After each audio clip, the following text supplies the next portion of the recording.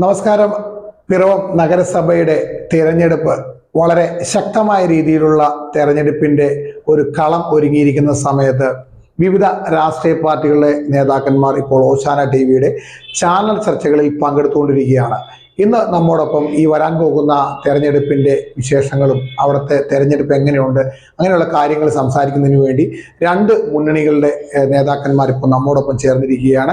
UDF-ന്റെയും LDF-ന്റെയും നേതാക്കന്മാരാണ് ഇന്നത്തെ ഈ ചാനൽ ചർച്ചയിൽ നമ്മോടൊപ്പം പങ്കെടുക്കുന്നത്. UDF-ന്റെ ഭാഗത്തു നിന്നും ബിജു മൈലാടിയിൽ, കോൺഗ്രസിന്റെ ബ്ലോക്ക് എക്സിക്യൂട്ടീവ് അംഗവും ഒപ്പം തിരഞ്ഞെടുപ്പ് കമ്മിറ്റിയുടെ പബ്ലിസിറ്റി കൺവീനറുമാണ് അദ്ദേഹം. ബിജു, നമസ്കാരമുണ്ട്. സോജൻ ജോർജ് ആണ്. സോജൻ ജോർജ് കഴിഞ്ഞ തവണ പിറവം നഗരസഭയുടെ കൗൺസിലർ ആയിരുന്നു. കഴിഞ്ഞതിന്റെ മുമ്പിൽ ഈ വരുന്ന ടീമിൽ ഉണ്ടായിരുന്നത്. ഒപ്പം തന്നെ അദ്ദേഹം ഇപ്പോൾ ജനതാദളിന്റെ ജില്ലാ സെക്രട്ടറിയും കൂടിയാണ് ശ്രീ സോജൻ ജോർജ്. സോജന, നമസ്കാരം. രാഷ്ട്രീയം കൊടുമ്പുരി കൊണ്ടിരിക്കുന്ന സമയമാണ്. തെരഞ്ഞെടുപ്പ് ചൂടിലാണ്. സ്ഥാനാർത്ഥികളെല്ലാം ഓട്ടത്തിലാണ്. ഇതിനിടയ്ക്കാണ് നേതാക്കന്മാരോടൊപ്പം ഈ വികസനം എങ്ങനെയുണ്ട്, വികസനം നടന്നോ, പിറവത്തെ വികസനം പാതയിലേക്ക് ആളുകൾ എത്തിയോ, അല്ലെങ്കിൽ പിറവത്ത് എന്താണ് നടക്കുന്നത് എന്നുള്ള ജനങ്ങൾക്ക് അറിയാൻ വേണ്ടിയിട്ടാണ് ഇങ്ങനെ ഒരു ചാനൽ ചർച്ച നമ്മൾ വെച്ചിരിക്കുന്നത്. ആദ്യമായി ചോദ്യം എത്തുന്നത് ശ്രീ സോജൻ ജോർജിനോടാണ്. പിറവം നഗരസഭ കഴിഞ്ഞ 5 വർഷക്കാലം ഇടതുമുന്നണിയാണ് ഭരിച്ചുകൊണ്ടിരുന്നത്. നിങ്ങളുടെ വികസന പ്രവർത്തനങ്ങൾ എടുത്തു കാണിച്ചുകൊണ്ടാണ് ഇത്തവണ നിങ്ങൾ സ്ഥാനാർത്ഥികളെ 28 ഡിവിഷനിലേക്കും എത്തിച്ചിരിക്കുന്നത്. ചുരുങ്ങിയ വാക്കുകളിൽ താങ്കളുടെ നേതൃത്വ നിര കഴിഞ്ഞ 5 വർഷക്കാലം ഈ ഒരു പിറവത്ത് നൽകിയ വികസനങ്ങളെ കുറിച്ച് ഒന്ന് പറയാമോ? കഴിഞ്ഞ ഐക്യജനാധിപത്യ മുന്നണിയുടെ നേതൃത്വത്തിലുള്ള നഗരസഭ ഭരിച്ചുകൊണ്ടിരുന്നപ്പോൾ ഞാൻ അതിൽ ഒരു ജനപ്രതിയായിരുന്നു. ആ കാലഘട്ടത്തിന് ശേഷം ശ്രീ എലിയാമ്മ ഫിലിപ്പ് KP സലീം കൂട്ടുകെട്ട് ഇടതുമുന്നണിയെ നയിക്കുന്ന ഈ കഴിഞ്ഞ 5 വർഷക്കാലം ഞങ്ങൾ നടത്തിക്കൊണ്ടിരുന്ന പ്രവർത്തനങ്ങൾ എന്ത് എന്ന് ഈ നാട്ടിലെ ജനങ്ങളാകമാനം ഇതിനകം തന്നെ വിലയിരുത്തി കഴിഞ്ഞു. UDF ഭരണകാലഘട്ടങ്ങളിൽ ഉണ്ടായിരുന്ന വികസന പ്രവർത്തനങ്ങളും ഇന്നത്തെ ഇടതുമുന്നണിയുടെ വികസന പ്രവർത്തനങ്ങളും ഈ നാട്ടിലെ ജനങ്ങൾ ചർച്ച ചെയ്യണമെന്ന് തന്നെയാണ് ഞങ്ങൾ ആഗ്രഹിക്കുന്നത്. എന്തുകൊണ്ട്? ആ ചോദ്യത്തിന് ഒറ്റ മറുപടിയേ ഉള്ളൂ. പാവങ്ങൾ പോകുന്ന ഒരു കാലത്തെ ധർമാശുപത്രി എന്ന് വിശേഷിപ്പിച്ചുകൊണ്ടിരുന്ന സർക്കാർ ആശുപത്രി, അന്നത്തെ UDF-ന്റെ കാലത്ത് ഒന്നാം പിണറായി സർക്കാർ തന്ന ഡയാലിസിസ് യൂണിറ്റ് അല്ലാതെ മറ്റൊരു പദ്ധതിയും നടപ്പിലാക്കാൻ കഴിഞ്ഞിരുന്നില്ലെങ്കിൽ ഇന്നത്തെ ഏലിയാമ്മ ഫിലിപ്പ് KP സലീം കൂട്ടുകെട്ട് പിറവത്തെ പാവങ്ങൾ പോകുന്ന താലൂക്ക് ആശുപത്രി പദവിയിലേക്ക് MJ Jacob, KP Saleem, CK Prakash, KN സുഗതന്റെ കാലഘട്ടത്തിൽ തുടങ്ങിയ ആ വികസന പ്രവർത്തനങ്ങൾ കഴിഞ്ഞ UDF ഭരണകാലത്ത് നിശ്ചലമാകുകയും, എന്നാൽ ഇടതുമുന്നണി അധികാരത്തിൽ വന്നതിന് ശേഷം നമുക്കറിയാം, നിങ്ങൾ തന്നെ മാധ്യമങ്ങൾ തന്നെ അവിടെ പല പരിപാടികളും ഉദ്ഘാടന ചടങ്ങിൽ പങ്കെടുത്തതാണ്. അവിടുത്തെ പാവങ്ങൾ പോകുന്ന ആ സർക്കാർ ആശുപത്രിയെ വലിയ നിലയിലേക്ക് വിവിധ പദ്ധതികൾ അവിടെ നടപ്പിലാക്കി. നമുക്കറിയാം, ആധുനികയിലുള്ള ലാബ് അടക്കം, എന്തിന് കഴിഞ്ഞ ഒരു 2 മാസം മുമ്പ് ആധുനിക മോർച്ചറി, ഫീസർ സംവിധാനം, എന്തിന് OP ബ്ലോക്ക് വരെ. പണ്ടെന്തായിരുന്നു, സർക്കാർ ആശുപത്രിക്കകത്ത് ഒരു ഡോക്ടറോട് രോഗി പറയുമ്പോൾ മറ്റു രോഗി കേട്ടുകൊണ്ടിരിക്കുമായിരുന്നു. പക്ഷേ അതെല്ലാം ബ്ലോക്കുകളാക്കി മാറ്റി ആ സർക്കാർ ആശുപത്രിയിൽ 13-ൽ പരം ഡോക്ടർമാർ. സാബുക്ക് ജേക്കബ് ഞാനുമൊക്കെ ജനപ്രതി ആയിരിക്കുമ്പോൾ 350 പേരാണ് സർക്കാർ ആശുപത്രി വന്നു പോയിരുന്നു എങ്കിൽ ഇന്ന് 1050-ലേക്ക് കടന്നിരിക്കുന്നു OPയും അത്യാഹിത വിഭാഗം. എന്തുകൊണ്ട്? മറ്റു സ്ഥലങ്ങളിൽ നിന്നും എല്ലാം രോഗികൾ ആ ആശുപത്രിയെ സ്വീകരിക്കുന്നത് അല്ലെങ്കിൽ അതിനെ ഉപയോഗിക്കുന്നത് സർക്കാർ ആശുപത്രി വെറും ബോർഡുകളും ടൈലുകളും മാത്രമായിരുന്നില്ല ഇട്ടത്. അതുകൊണ്ട് സർക്കാർ ആശുപത്രിയുടെ പ്രവർത്തനങ്ങൾ മറ്റു മേഖലയിൽ ഈ പിറവം നിയോജക മണ്ഡലത്തിന്റെ തന്നെ ഒരു ആസ്ഥാന കേന്ദ്രമാക്കി മാറ്റാൻ ഒന്നാമതായി പിറവം നഗരസഭ ഭരിച്ച ഇടതുപക്ഷ ജനാധിപത്യ മുന്നണിക്ക് കഴിഞ്ഞു എന്നുള്ളതാണ് ഏറ്റവും വലിയ മഹത്തരമായ ഒരു കാര്യം. മറ്റു നമുക്കറിയാം, കുട്ടികൾ പോകുന്ന അംഗൻവാടികൾ, നമുക്കറിയാം, പണ്ട് നമ്മൾ ആശാങ്കലിൽ പോയിട്ടുണ്ട്. അംഗൻവാടികൾ മുഴുവനും ഹൈടെക് രീതിയിലേക്ക് ഒരിക്കലും പ്രതീക്ഷിക്കാൻ കഴിയാത്ത രീതിയിൽ ലക്ഷക്കണക്കിന് രൂപ, 10 ലക്ഷമോ 15 ലക്ഷമോ അല്ല, ഇപ്പൊ KP സലീമിന്റെ വാർഡിൽ 10-30 ലക്ഷം രൂപ മുടക്കിയാണ് ആ സ്കൂളിന്റെ കോമ്പൗണ്ടിലുള്ള അംഗൻവാടി ഹൈടെക് ആക്കി മാറ്റുന്നത്. പണ്ട് സാബുക്ക് ജയിക്കപ്പോൾ ഞാനുമൊക്കെ ഇരിക്കുന്ന UDF-ന്റെ കാലത്ത് 3 ലക്ഷം രൂപ 4 ലക്ഷം രൂപയായിരുന്നു എങ്കിൽ ലക്ഷക്കണക്കിന് രൂപ മുടക്കിക്കൊണ്ടാണ് നമ്മുടെ കുട്ടികൾ പോകുന്ന അംഗൻവാടികൾ ഹൈടെക് ആക്കി മാറ്റുന്നത്. അതിനെല്ലാം ഉപരിയായി നമ്മുടെ ലക്ഷ്യം എന്തായിരുന്നു? കേരളത്തിന് മുഖ്യമന്ത്രി പിണറായി വിജയൻ പറഞ്ഞു, അതിദരിദ്രരില്ലാത്ത നാട് സൃഷ്ടിക്കണം. പിറവം നഗരസഭ പണ്ടത് വൈക്കത്ത് നടയടയ്ക്കുന്നതിന് മുമ്പ് ഒരു ചോദ്യമുണ്ടായിരുന്നു, അത്താഴപ്പട്ടിണിക്കാരെങ്കിലും ഉണ്ടോ? പിറവം നഗരസഭ ചോദ്യം ചോദിച്ചു. പട്ടിണി കിടക്കാത്ത, വീടുകളില്ലാത്ത, ഭൂരഹിതരില്ലാത്ത പദ്ധതികൾ നടപ്പിലാക്കുന്നതിൽ മുൻകൈയെടുത്തൊരു ഭരണസമിതിയാണ്. മെയിൻ്റനൻസിന് പാവപ്പെട്ടവർക്ക് പണം കൊടുത്തിട്ട് 10-12 വർഷമായി. എന്നാൽ ഏതാണ്ട് 400-ൽ പരം കുടുംബങ്ങൾക്ക് വീട് മെയിൻ്റനൻസിന് പണം കൊടുക്കുന്നു. വ്യക്തിഗത ആനുകൂല്യങ്ങൾ ഒന്നും എടുക്കുക, എല്ലാ വിഭാഗത്തിൽപ്പെട്ടവർ, പട്ടികജാതി വിഭാഗത്തിൽപ്പെട്ടവർ, ദുർബല വിഭാഗത്തിൽപ്പെട്ടവർ, അവർക്കെല്ലാം വ്യക്തിഗത ആനുകൂല്യങ്ങൾ കൊടുക്കുന്നു. ഭക്ഷ്യധാന്യങ്ങൾ വീടുകളിൽ കൊണ്ടെത്തിക്കുന്നു. ഇപ്പോൾ വൈക്കത്ത് നടയടയ്ക്കുന്നതിന് മുമ്പ് ചോദിക്കുന്ന ചോദ്യം ഞാൻ പറഞ്ഞില്ല. ഭക്ഷണം ഉണ്ടാക്കി കൊടുക്കാൻ കഴിഞ്ഞില്ലെങ്കിൽ പോലും അതിദരിദ്രരായിട്ടുള്ള വീടുകളിലേക്ക് ഭക്ഷ്യധാന്യങ്ങൾ കിറ്റായി കൊണ്ടു കൊടുക്കുകയാണ് ആശ്രയ പദ്ധതിയിൽ കൂടി. അതിനെല്ലാം ഉപരിയായി ഞങ്ങൾക്ക് അഭിമാനത്തോടു കൂടി പറയാൻ കഴിയും തൊഴിലുറപ്പ് പദ്ധതി.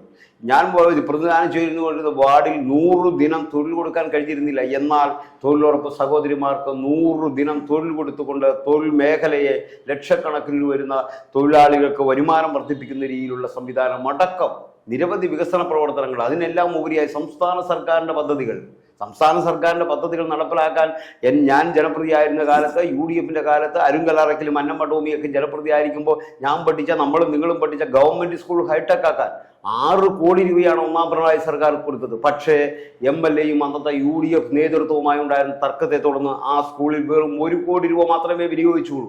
5 കോടി രൂപ നഷ്ടപ്പെട്ടു. എന്നാൽ 2 മാസങ്ങൾക്ക് മുമ്പ് മന്ത്രി ശിവൻകുട്ടിയെ ശ്രീ KP സലീം സന്ദർശിച്ച് പിറവം നഗരസഭയുടെ ഡെപ്യൂട്ടി ചെയർമാനും മന്ത്രിയുമായി നടത്തിയ ചർച്ചയുടെ അടിസ്ഥാനത്തിൽ നഷ്ടപ്പെട്ട തുക തിരിച്ചു കിട്ടുന്നു. അപ്പോൾ UDF-ന്റെ കാലത്ത് ഒരു രാഷ്ട്രീയവും നോക്കാതെ പിറവം നഗരസഭയ്ക്ക് നൽകിയ പണം നഷ്ടപ്പെടുത്തിയവരായിരുന്നു അന്ന് UDF-ൽ ഉണ്ടായിരുന്നത്. ഇന്ന് സ്ഥാനാർത്ഥിമാരായി മത്സരിക്കുന്നത് ശ്രീ അരുൺ കല്ലറയ്ക്കലും ശ്രീ അന്നമ്മ ടോമിയും ഐഷയൊക്കെ ആ കാലത്ത് ആ പദ്ധതി വിനിയോഗിക്കാൻ MLA-യോടൊപ്പം കൂടിയില്ല. എന്നാൽ ഇന്ന് ആ നഷ്ടപ്പെട്ട പണം തിരിച്ചു ലഭിക്കുകയും വീണ്ടും നിർമ്മാണ പ്രവർത്തനം ആരംഭിക്കുന്നു. അപ്പോൾ ഇത്രയേ ഉള്ളൂ, നമ്മൾ പോകുന്ന സ്കൂളുകൾ ഹൈടെക്കായി മാറണം, നമ്മൾ പോകുന്ന സർക്കാർ ആശുപത്രിയിൽ മരുന്നുണ്ടാവണം, ഡോക്ടർ ഉണ്ടാകണം. അതിനെല്ലാം ഉപരിയായി നമ്മൾ പോകുന്ന റേഷൻ കടയിൽ അരിയും പഞ്ചസാരയും ഉണ്ടാകണം.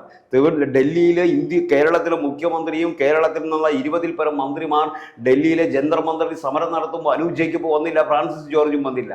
അവർ റേഷൻ കടയിൽ പോയിട്ടില്ല. ബഹുമാനപ്പെട്ട DN ജേക്കബ് സാറിന്റെ കയ്യും പിടിച്ച് അനൂപ് ജേക്കബ് റേഷൻ കടയിൽ പോയിട്ടില്ല. ഫ്രാൻസിസ് ജോർജിന്റെ കയ്യും പിടിച്ചുകൊണ്ട് ഫ്രാൻസിസ് ജോർജ് പിതാവിന്റെ കൂടെ റേഷൻ കടയിൽ പോയിട്ട്, മറിച്ചോ അരിയും പഞ്ചസാരയും മണ്ണെണ്ണയും കേന്ദ്ര ഗവൺമെന്റ് തരില്ല എന്ന് പറഞ്ഞപ്പോൾ ജന്തർ മന്ദിറിൽ നടക്കുന്ന സമരത്തിൽ ഞങ്ങൾ സമരം നടത്തിയപ്പോൾ ഇവർ വന്നില്ല. ആ ഡൽഹിയിലെ ഒരു ജന്തർ മന്ദിറിന്റെ അടുത്തുള്ള സിനിമ കോട്ടയിൽ ഇരുന്ന് പുലിമുരുകൻ സിനിമ കാണുകയായിരുന്നു എന്നാണ് എനിക്ക് മനസ്സിലാക്കാൻ കഴിഞ്ഞത്. ഇവിടുത്തെ പാവപ്പെട്ടവന്റെ പ്രശ്നങ്ങൾ പിറവം നഗരസഭ നടപ്പിലാക്കിയപ്പോൾ ഇവർ ബഹിഷ്കരിക്കുകയായിരുന്നു. അത് ഏറ്റവും അവസാനത്തെ ബഹിഷ്കരണമായി എവിടെയാണ് കണ്ടത്? പിറവം സർക്കാർ ആശുപത്രിയിൽ ആധുനികയിലുള്ള മോർച്ചറി പണിത താക്കോൽ ഡോക്ടർക്ക് കൊടുക്കുമ്പോൾ അവർ ബഹിഷ്കരിക്കുന്നു. ഇവർക്ക് പങ്കെടുക്കാമായിരുന്നു. ഞങ്ങൾ സാബുക്ക് ജേക്കബിന്റെ കാലത്ത് ഞങ്ങൾക്ക് അഭിപ്രായ വ്യത്യാസം ഉണ്ടായിരുന്ന പരിപാടികൾ അഭിപ്രായ വ്യത്യാസമായി സഭയ്ക്കകത്ത് പറയുകയും, മറിച്ച് ഞങ്ങളുടെ ഗവൺമെന്റും നഗരസഭയും നല്ല പദ്ധതി നടപ്പിലാക്കുമ്പോൾ ആ പദ്ധതി ആ ഉദ്ഘാടന ചടങ്ങിൽ പങ്കെടുക്കുമ്പോൾ ഇവർ പങ്കെടുക്കുന്ന ഉദ്ഘാടന ചടങ്ങ് മൈജിയിൽ ഏതെങ്കിലും സിനിമാ നടി വന്ന ഉദ്ഘാടന ചടങ്ങിൽ പങ്കെടുക്കും. മറിച്ച് പാവപ്പെട്ടവന് വേണ്ടി ഈ പിറവം നഗരസഭയ്ക്കകത്ത് അവസാന കാലഘട്ടങ്ങളിൽ ജൂലി സാബു KP സലീം നടപ്പിലാക്കിയ പദ്ധതി അതിനുദാഹരണമായിരുന്നല്ലോ. നമ്മൾ ഓണക്കാലത്ത് ഭക്ഷ്യധാന്യ കിറ്റ് വിതരണം ചെയ്യുന്ന ഉദ്ഘാടനം നടത്തുന്നത് MLA ആണ്. പക്ഷേ MLA-യോടൊപ്പം ഉള്ള UDF-ലെ കൗൺസിലർമാർ ബഹിഷ്കരിക്കുന്നു. കാരണം സംസ്ഥാന സർക്കാർ പറഞ്ഞിട്ടുള്ള ഓണക്കാലത്തുള്ള കിറ്റ് വിതരണം ഉദ്ഘാടനം ചെയ്യേണ്ടത് സ്ഥലം MLA എന്ന് പാർട്ടി ഏതെന്നായിരുന്നില്ല.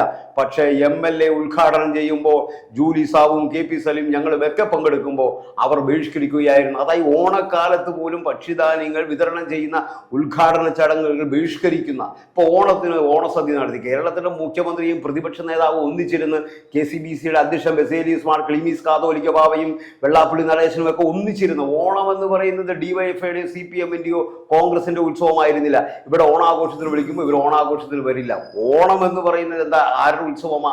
മലയാളികൾ എവിടെയുണ്ടോ ഇവരുടെ ബഹിഷ്കരണം എന്ന് പറയുന്നത്. ഇത്ര ദയനീയമായി പരാജയപ്പെട്ട ഒരു പ്രതിപക്ഷം. ഞങ്ങൾ പ്രതിപക്ഷത്തിരുന്നതാണ്. സാബുക്ക് ജേക്കബിന്റെ വീടിന്റെ മുമ്പിൽ ഞങ്ങൾ സമരം നടത്തിയിട്ടുണ്ട്. നഗരസഭ യോഗത്തിൽ പ്രതിഷേധിച്ചുകൊണ്ട് അദ്ദേഹത്തിന്റെ ഭവനത്തിന്റെ മുമ്പിൽ ഞങ്ങൾ സമരം നടത്തിയിട്ടുണ്ട്. പക്ഷേ ദയനീയമായി പരാജയപ്പെട്ട ഒരു പ്രതിപക്ഷം ഈ നാട്ടിലെ പാവപ്പെട്ടവന് വേണ്ടിയുള്ള പദ്ധതികൾ തയ്യാറാക്കുമ്പോൾ ആ പദ്ധതികളെല്ലാം ജനങ്ങൾക്ക് വേണ്ടിയാണ് എന്ന ഒരു തിരിച്ചറിവ് ഇവർക്കുണ്ടാവണം. അതിന് ഉദാഹരണമാണ് നമ്മുടെ കല്ലേറ്റുമലയിൽ മാലിന്യ സംസ്കരണ പ്ലാന്റിന്റെ ഭാഗമായി അവിടെ ഒരു പൊതുമശാനമുണ്ട്. അത് പൂന്തോട്ടമാക്കാൻ തീരുമാനിച്ചു, ബഹിഷ്കരിച്ചു. കത്തോലിക്ക സഭയുടെ മാർപ്പാപ്പ ജോൺ ബോൺ രണ്ടാമൻ മാർപ്പാപ്പ ഇടയലേഖനം ഇറക്കിയിട്ടുണ്ട്. സെമിത്തേരികൾ നമ്മുടെ പൂർവികന്മാർ അന്ത്യവിശ്രമം കൊള്ളുന്ന സ്ഥലമാണ്. അവിടെ നമുക്ക് കണ്ടില്ലേ, ഇപ്പൊ സെമിത്തേരികളിലെ കല്ലറകളും മാർബിളും ഗ്രാനൈറ്റുമായി മാറുന്നു, പൂന്തോട്ടങ്ങളായി മാറുന്നു. അപ്പോൾ 70% വരുന്ന ഹിന്ദുക്കളുടെ മൃതശരീരം സംസ്കരിക്കുന്ന ആ പൊതുമശാനം ഒരു പൂന്തോട്ടമാക്കി മാറ്റിയപ്പോൾ അവിടെയും ബഹിഷ്കരിച്ചു. എന്തിന്? കേരളത്തിന്റെ മുഖ്യമന്ത്രിയായിരുന്ന പ്രതിപക്ഷ നേതാവായിരുന്ന VS അച്യുതാനന്ദന്റെ പേരിൽ കേരളത്തിൽ ആദ്യത്തെ സ്മാരകം പിറവത്ത് വരികയാണ്. ടൗൺ എവിടെ? സമർമൺ മാളിൽ. സമർമൺ മാളിൽ അദ്ദേഹത്തിന്റെ പേരിൽ ഒരു AC ഓഡിറ്റോറിയം പണിത് നാടിന് വേണ്ടി മന്ത്രി ഉദ്ഘാടനം ചെയ്യുമ്പോൾ ആ വേദിയിൽ അധ്യക്ഷനായി ബഹുമാനപ്പെട്ട MLA അനിൽ ജേക്കബ് ഉണ്ടായിരുന്നു. ഒറ്റ UDF നേതാക്കന്മാരും പങ്കെടുത്തില്ല. അവര് പറയുന്നത് എന്താണ്? VSന്റെ പേരിൽ എന്തിന് സ്മാരകം? ഞാൻ വളരെ വിനീതമായി ചോദിക്കട്ടെ, MB വീരേന്ദ്രകുമാറിന്റെ പേരിൽ സ്മാരകം പണിതു സേൽസ് കുമാർ, KM മാണി സാറിന്റെ പേരിൽ സ്മാരകം പണിതു ജോസ് K മാണി, R ബാലകൃഷ്ണപിള്ള സാറിന്റെ പേരിൽ സ്മാരകം പണിതു ഗണേഷ് കുമാർ. ഇവിടെ ശ്രീ TM ജേക്കബിന്റെ പേരിൽ 10 ലക്ഷം രൂപ സ്മാരകം പണിയാൻ ഒന്നാം പിണറായി സർക്കാർ ശ്രീ തോമസ് ഐസക്കിന്റെ കാലത്ത് കൊടുത്തിട്ട് ഈ UDF ആയിരുന്നില്ലേ ആ കാലത്ത് മുനിസിപ്പാലിറ്റി ഭരിച്ചുകൊണ്ടിരുന്നത്? ആ മുനിസിപ്പാലിറ്റിക്കകത്ത് അന്നമടോമിയുണ്ട്, ഐഷ മാധവുണ്ട്, കേരള കോൺഗ്രസ് ജേക്കബിന്റെ നേതാക്കന്മാർ എല്ലാം ജനപ്രതിയായിരിക്കുമ്പോൾ സ്വന്തം നേതാവിന്റെ പേരിൽ സ്മാരകം പണിയാത്തവർ VS അച്യുതാനന്ദന്റെ പേരിൽ ഒരു സ്മാരകം പണിതപ്പോൾ പറയാണ് ഞങ്ങൾ പ്രതിഷേധിക്കുന്നു. ഇപ്പൊ പറയുന്നത് എന്താണ്? അവിടെ AC തണുപ്പ് കുറവാണ്. MLA പറഞ്ഞു സോജാ ഉദ്ഘാടന ചടങ്ങിൽ എന്റെ തൊട്ടടുത്തിരുന്നുകൊണ്ട് പറയാണ് നല്ല തണുപ്പാണല്ലോ, നല്ല ഓഡിറ്റോറിയം ആയിരുന്നല്ലോ. അദ്ദേഹം അങ്ങനെ പറയുമ്പോൾ അദ്ദേഹം ഉദ്ഘാടന ചടങ്ങിൽ പങ്കെടുക്കുമ്പോൾ UDFന്റെ ജനപ്രതികളായി കഴിഞ്ഞ കാലഘട്ടങ്ങളിൽ പിറവം നഗരസഭയ്ക്കകത്തുണ്ടായിരുന്നവർ ദയനീയമായി പരാജയപ്പെടുകയായിരുന്നു. അവർ ഒരു ജനകീയ വിഷയങ്ങളും ഉന്നയിച്ചില്ലെന്ന് മാത്രമല്ല, പൊതുവായി പൊതുസമൂഹത്തിന് പ്രയോജനപ്പെടുന്ന ഈ പറയുന്ന ഗവൺമെന്റ് സ്കൂൾ ഹൈടെക്കാക്കി മാറ്റുന്നു, അല്ലെങ്കിൽ അംഗൻവാടി ഉദ്ഘാടനം നടക്കുന്നു, അല്ലെങ്കിൽ ഈ പറയുന്ന സർക്കാർ ആശുപത്രിയിൽ ഉദ്ഘാടന ചടങ്ങ് നടക്കുമ്പോഴൊന്നും ഇവർ വരുന്നില്ല. ഇവർ വരാതിരുന്നതിന്റെ കാരണമുണ്ട്. ഞാൻ ആരെയും വ്യക്തിഗത ചെയ്യുകയാണ്. ഇവരിൽ പല ജനപ്രതികളും പല ആശുപത്രിയിലെയും ഡയറക്ടർ ബോർഡ് മെമ്പർമാരാണ്. ആ ആശുപത്രികൾ നിലനിൽക്കണമെങ്കിൽ ഇവരുടെ ഓഹരികൾ അവിടെയുണ്ട്. സർക്കാർ ആശുപത്രിയിൽ 1000-ൽ പരം ഡോക്ടർമാർ വന്നിട്ടുണ്ടെങ്കിൽ അവർക്ക് ഷെയറുള്ള സ്വകാര്യ ആശുപത്രിയിൽ അവിടെ പാവപ്പെട്ട രോഗികൾ എത്തിയാൽ മാത്രമായിരുന്നില്ല. അതുകൊണ്ട് ഇവരൊരിക്കൽ പോലും പാവപ്പെട്ടവരെ കാണാനുള്ള പദ്ധതി ആയിരുന്നില്ല. മറിച്ച് ഇടതുപക്ഷ ജനാധിപത്യം ഇപ്പൊ എന്താ ഇവർ പറയുന്നത്? അതുകൊണ്ട് ഞങ്ങൾ വികസനം എന്ന് പറയുന്നത് എന്താണ് ഉദ്ദേശിക്കുന്നത്? ഇവിടെ കെട്ടിടങ്ങളും റോഡുകളും പാലങ്ങളും മാത്രം പോരാ. ഇപ്പൊ എന്റെ വാർഡിൽ ഒരു ബ്ലഡ് ക്യാൻസർ ബാധിതയായ ഒരു പെൺകുട്ടി ഏഞ്ചൽ മേരി എന്ന് പറയുന്ന ഒരു കുട്ടിക്ക് വേണ്ടി പിറവം നഗരസഭ 20 ലക്ഷം രൂപ കളക്ട് ചെയ്യാൻ തീരുമാനിക്കുന്നു. 27 കൗൺസിലർമാരും കൂടിയാണ് തീരുമാനിക്കുന്നത്.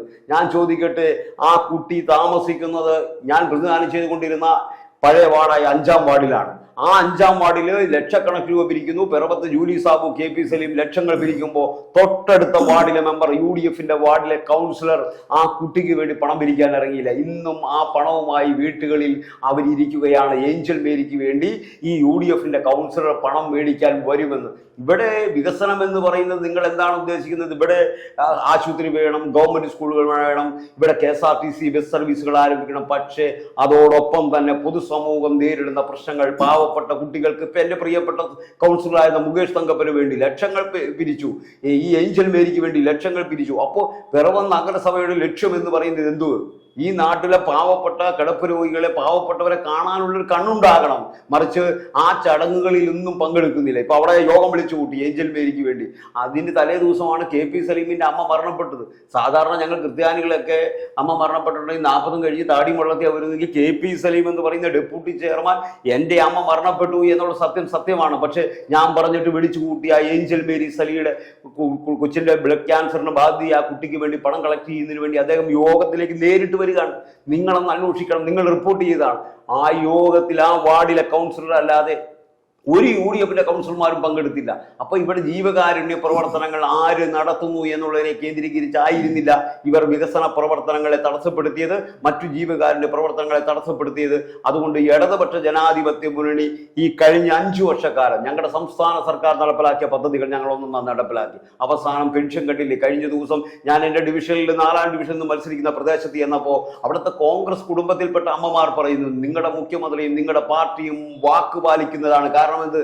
1600 രൂപ ഉണ്ടായിരുന്നത് വരുന്ന മാസത്തെ 2000 രൂപയുടെ 3600 രൂപ ആ വിധവകളുടെയും കർഷക തൊഴിലാളികളുടെയും വികലാംഗന്റെയും കൈകളിലേക്ക് കിട്ടുമ്പോൾ അവർ പറയുകയാണ്, നിങ്ങൾ പറയുന്ന വാക്ക് പാലിക്കുന്ന ഒരു ഭരണകൂടമാണ് കേരളത്തിൽ ഇരിക്കുന്നത്.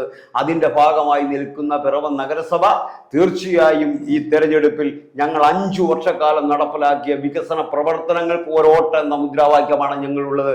അല്ലാതെ ഐക്യ ജനാധിപത്യ മുന്നണിയുടെ സ്ഥാനാർത്ഥി പ്രശ്നങ്ങളോ അവരുടെ ആഭ്യന്തര പ്രശ്നങ്ങളൊന്നും ഞങ്ങൾ ചർച്ച ചെയ്യാൻ ആഗ്രഹിക്കുന്നില്ല.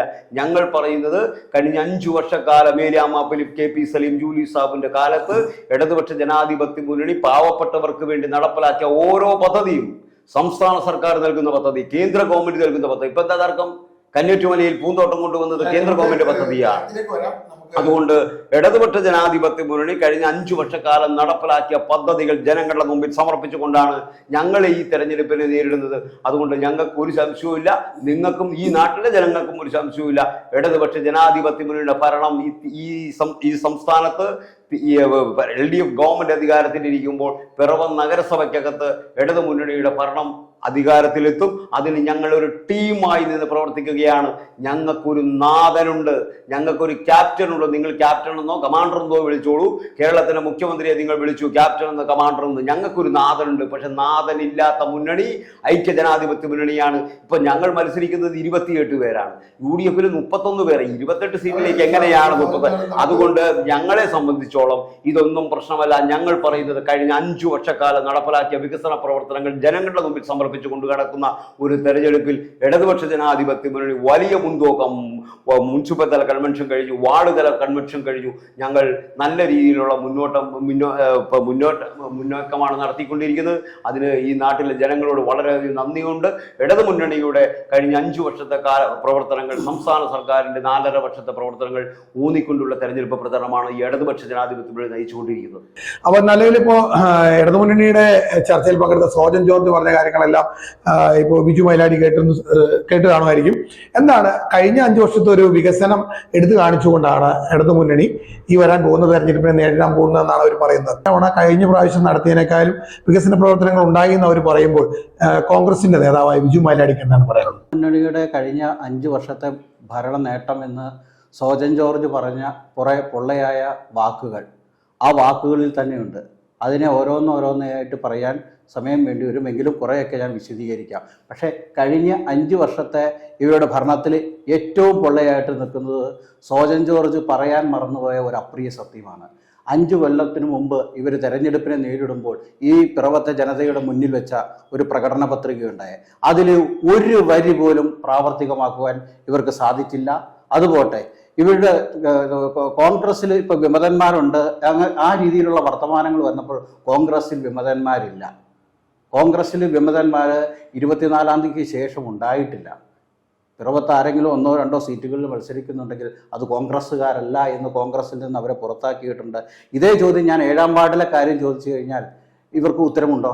അപ്പോൾ അതവിടെ നിൽക്കട്ടെ. നമുക്ക് വികസന പ്രവർത്തനത്തെ കുറിച്ച് പറയുമ്പോൾ കഴിഞ്ഞ 5 വർഷങ്ങൾക്ക് മുമ്പ് ഇവർ പുറത്തിറക്കിയ പ്രകടന പത്രികയിൽ ഒരു വരി പോലും ഇവർക്ക് നടപ്പാക്കാൻ പറ്റിയില്ല. 10-20 ദിവസം ഒരു UDF കൗൺസിലർ ഭൂരിപക്ഷം ഉണ്ടായിട്ടും പിറവം മുനിസിപ്പാലിറ്റിയിൽ വന്നത് ഇവരുടെ ഒത്തൊരുമയുടെ പരമായിട്ടാണോ?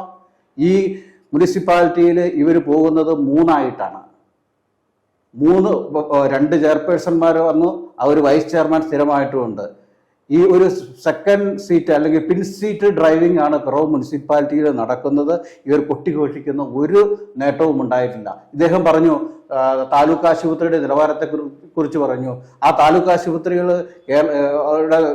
ആശുപത്രികളും ജില്ലാ ആശുപത്രികളും സംസ്ഥാനത്തെ മെഡിക്കൽ കോളേജുകളുടെ ഒക്കെ അവസ്ഥ നമുക്ക് ഈ അടുത്ത കാലത്തൊക്കെ നമ്മൾ കുറെ ആരോഗ്യമന്ത്രിയുടെ ഭരണനേട്ടമായിട്ട് കോട്ടയം മെഡിക്കൽ കോളേജ് ആശുപത്രി അടക്കമുള്ള പ്രശ്നങ്ങൾ നമ്മൾ കണ്ടതാണ്. കുട്ടിയുടെ വലതു കൈക്ക് വരെ ഇടതു കൈ മുറിച്ചെടുക്കുന്നു. അങ്ങനെ ആരോഗ്യമന്ത്രി തന്നെ ആരോഗ്യമില്ലാത്ത അവസ്ഥയിലുള്ള ഒരു ഗവൺമെന്റാണിത്. അതുപോലെ തന്നെ ഈ മന്ത്രിസഭയിൽ അമ്പു കൊള്ളാത്തവരില്ല കുരുക്കളിൽ എന്ന് പറഞ്ഞതുപോലെ അഴിമതിയുടെ ആരോപണം പേറാത്ത ആരുണ്ട്? ഏറ്റവും മുന്തിയ സ്ഥാനത്ത് നിൽക്കുന്ന മുഖ്യമന്ത്രിയാണ്. അദ്ദേഹത്തെ പറ്റി വന്ന ആരോപണങ്ങൾ എത്രയാണ്? സ്വർണ്ണക്കടത്ത്, സ്വർണമാണ് ഇദ്ദേഹത്തിന് ഏറ്റവും പ്രിയപ്പെട്ട വിഷയം. സ്വർണം എവിടെ കണ്ടാലും അവിടെ ചാടി വീഴുന്ന ഒരു മുഖ്യമന്ത്രി, കേരളത്തിന്റെ ശാപം എന്നാണ് ജനങ്ങൾ പറയുന്നത്. ഇവർ പറയുന്നു 1600 രൂപയുടെ പെൻഷൻ ഇവർ 2000 രൂപയാക്കിയെന്ന്. ഇവർ പ്രകടന പത്രികയിൽ ഉണ്ടായിരുന്നതാണ്. സംസ്ഥാന സർക്കാരിന്റെ പ്രകടന പത്രികയിൽ ഉണ്ടായിരുന്ന ആ 2000 രൂപ ആക്കുന്നത് ഏതാ? തെരഞ്ഞെടുപ്പ് കാലം വരുമ്പോൾ സർക്കാർ ജീവനക്കാർക്ക് DA കൊടുക്കും, തെരഞ്ഞെടുപ്പ് കാലം എടുക്കുമ്പോൾ പാവപ്പെട്ടവർക്ക് കിറ്റ് കൊടുക്കും, തെരഞ്ഞെടുപ്പ് കാലം എടുക്കുമ്പോൾ പെൻഷൻ കൂട്ടി തന്നിരിക്കുന്നു. ഇപ്പൊ അവസാന പൊതു തിരഞ്ഞെടുപ്പിലേക്ക് പോകുമ്പോഴാണ് ഇതൊക്കെ ഇവർക്ക് കൂട്ടാൻ തുടങ്ങുക. അതിനു മുമ്പുള്ള ഈ ഒരു അവസ്ഥയെ പറ്റി ഇവർ പറയുന്നില്ല. അവർ പറയുന്നത് ഇതുവരെയുള്ള എല്ലാം ശരിയാക്കി എന്ന് പറഞ്ഞത്. 2% സെസ് നമ്മളോട് ഈടാക്കുന്നുണ്ട്. ഈ സെസ് മേടിച്ച് തുടങ്ങി കടമെടുത്തിട്ടാണ് നമുക്ക് ഈ പെൻഷനൊക്കെ തരുന്നത്. ഇത് കഴിഞ്ഞു കഴിഞ്ഞാൽ പിന്നെ കുറേ നാളുകളായി 6-8 മാസത്തെ പെൻഷൻ ബാക്കിയാണെന്നുള്ളത് എല്ലാ കാരണവന്മാരോട് ചോദിച്ചാലും അറിയാം. അത് ഈ ഗഡുക്കളായി കിടന്നതൊക്കെ ഇലക്ഷൻ കാലമായിട്ട് ഒന്ന് പുതുക്കി ഒന്ന് വെച്ചേക്കുക. ഇത് കഴിഞ്ഞിട്ട് വേണം, ഈ തെരഞ്ഞെടുപ്പ് കഴിഞ്ഞിട്ട് വേണം വീണ്ടും കണ്ടിച്ചു നിർത്തി അടുത്ത 5 കൊല്ലം കൊണ്ട് മുടിപ്പിക്കാൻ. അത് തുടർഭരണം ലക്ഷ്യമിട്ട് ഇവർ കാട്ടിക്കൂട്ടുന്ന പോക്കിരിത്തരങ്ങൾ അല്ലെങ്കിൽ വൃത്തികേടുകളാണ് ഇത് എന്ന് പറയേണ്ടി വരും. യാതൊരു സാമ്പത്തിക അടിസ്ഥാനവുമില്ല. സംസ്ഥാനത്തിന്റെ ബജറ്റിനെ പറ്റി ചിന്തിക്കുന്നില്ല, സംസ്ഥാനത്തിന്റെ ധനകാര്യത്തെ പറ്റി ചിന്തിക്കാതെ സർക്കാർ ഇങ്ങനെ തെരഞ്ഞെടുപ്പുകളെ നേരിടാൻ മാത്രം വേണ്ടി, ഈ കേരളം കൊള്ളയടിക്കാൻ വേണ്ടി മാത്രം തട്ടിക്കൂട്ടുന്ന ഈ കോപ്രായങ്ങൾക്ക് ജനങ്ങൾ ഒരു മാർക്കിട്ടിട്ടുണ്ട്. അത് സോജൻ ജോർജ് എത്ര പരത്തി പറഞ്ഞാലും അത് ജനം കൈകാര്യം ചെയ്യുമെന്നുള്ള കാര്യത്തിൽ അതാണ് UDFന്റെ വിശ്വാസം. അതുപോലെ നമ്മുടെ ഈ താലൂക്ക് ആശുപത്രിയുടെ വികസനത്തെക്കുറിച്ച് പറഞ്ഞപ്പോൾ നമ്മൾ ആദ്യമായിട്ട് ഓർക്കേണ്ടത് ശ്രീ നരസിംഹറാവുവും അതുപോലെ തന്നെ പ്രധാനമന്ത്രിയായും അതുപോലെ മൻമോഹൻ സിംഗ് നമ്മുടെ ധനകാര്യ വകുപ്പ് മന്ത്രിയായിട്ട് 90കളിൽ രാജ്യത്ത് ധനകാര്യ പ്രതിസന്ധി ഉടലെടുത്തപ്പോൾ ഉണ്ടാക്കിയ ആഗോളവൽക്കരണത്തിന്റെ ഭാഗമായിട്ടാണ് രാജ്യം സാമ്പത്തിക രംഗത്ത് കുതിച്ചുചാട്ടം നടത്തിയത്. അതിന്റെ ഭാഗമായി വന്ന വികസന പ്രവർത്തനങ്ങളാണ് രാജ്യം ഇന്ന് കാണുന്ന രീതിയിൽ ലോകത്തെ 5ാമത്തെ സാമ്പത്തിക ശക്തിയായി വളർന്നത്. അല്ലാതെ ഇന്നലെ വന്ന മോഡി ഒരു ദിവസം കൊണ്ടുണ്ടാക്കിയതോ ഇടതുപക്ഷ സർക്കാർ കേരളത്തിൽ കടന്ന് മുട്ടിട്ടടിച്ചതുകൊണ്ടോ ഉണ്ടായ വികസനമല്ല ഇന്ത്യയുടെ വികസനമെന്ന്. അതിന്റെ ഭാഗമായിട്ട് 2005 ആദ്യ UPA സർക്കാരാണ് ഈ നമ്മുടെ national health mission NRHM, national rural health മിഷനും നാഷണൽ ഹെൽത്ത് മിഷനും, റൂറൽ ഹെൽത്ത് മിഷൻ പഞ്ചായത്തുകളൊക്കെ തിരിച്ച റൂറൽ ഏരിയകൾക്കുള്ള ഹെൽത്ത് മിഷനും, അതുപോലെ NHM നാഷണൽ ഹെൽത്ത് മിഷൻ, അതുപോലെ നാഷണൽ അർബൻ ഹെൽത്ത് മിഷൻ, അങ്ങനെ 3 സ്കീമുകളുണ്ട്. അതിന്റെ ഭാഗമായിട്ട് വന്ന പദ്ധതികളിലൂടെയാണ് കേരളത്തിൽ ഈ ഇന്ന് കാണുന്ന ആശുപത്രികളുടെ വികസനം വന്നത്. അത് പിറവത്ത് മാത്രം സംഭവിച്ച ഒരു മാറ്റമല്ല, കേരളമെമ്പാടും ആ മാറ്റങ്ങൾ ഉണ്ടായിട്ടുണ്ട്. മുളന്തുരുത്തി പോകൂ, UDF ഭരിക്കുന്ന മണിയൂരിൽ ചെല്ലൂ, ഇവിടെയൊക്കെ നമ്മുടെ താലൂക്ക് ആശുപത്രിയും അതിന് മേലിലുള്ള നല്ല അവസ്ഥയാണുള്ളത്. ഇതൊക്കെ വന്ന ഫണ്ട് വഴി പിണറായി സർക്കാരിൻ്റെ അല്ല, ഇത് രാജ്യത്തുണ്ടായ സാമ്പത്തിക വികാസത്തിന്റെ ഭാഗമായി രാജ്യത്തെ ആരോഗ്യ രംഗത്ത് കിട്ടുന്ന ഫണ്ട് കൊണ്ടാണ് ഈ വികസനങ്ങളെല്ലാം കാഴ്ചവെക്കാൻ സാധിച്ചത്.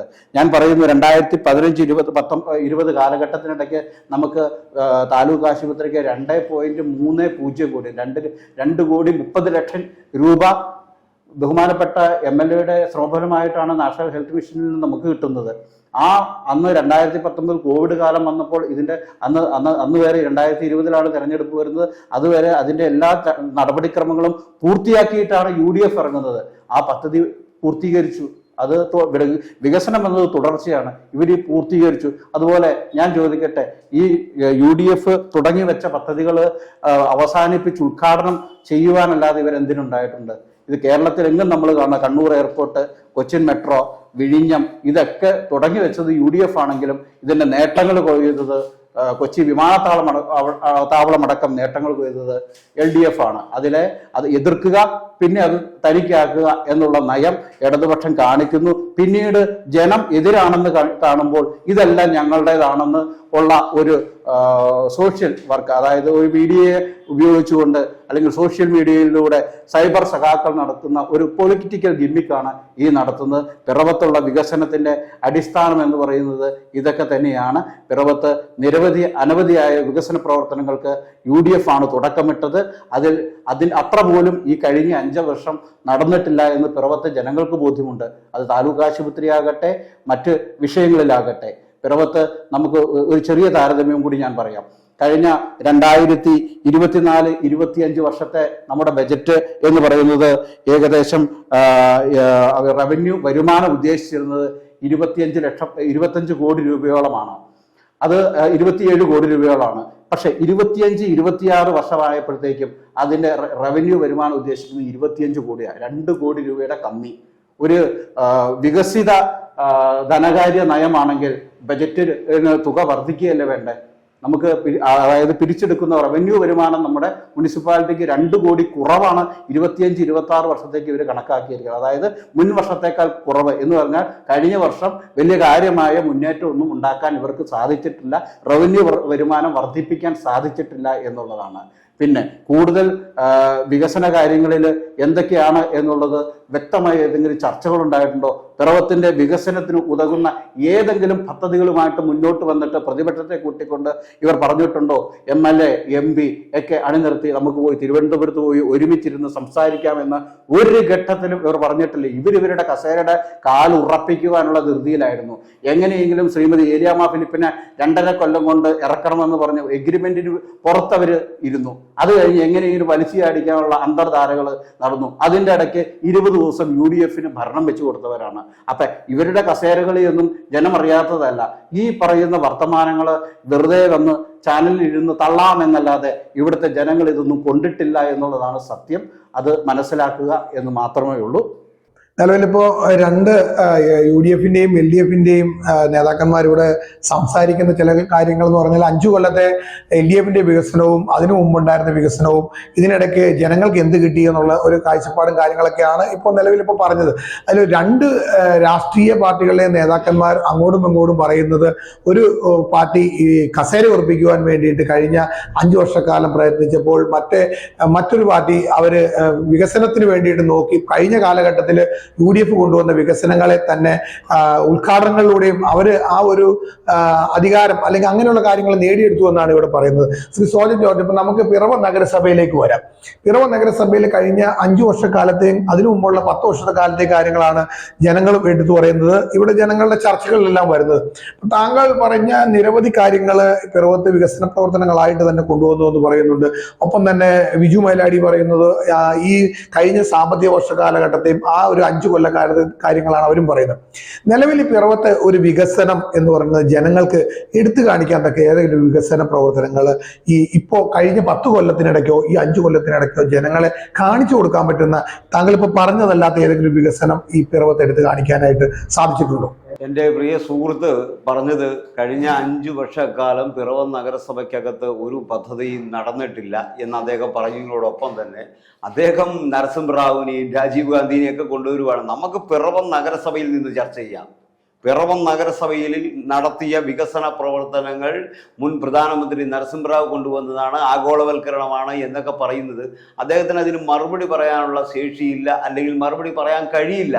കാരണം ഞങ്ങളെ സംബന്ധിച്ചോളം ഈ നാട്ടിലെ പൊതുവായ പദ്ധതികൾ തയ്യാറാക്കുക, ആ പദ്ധതികൾ തയ്യാറാക്കുന്നതിന് ഞങ്ങൾക്കൊരു മുൻഗണനയുണ്ട്.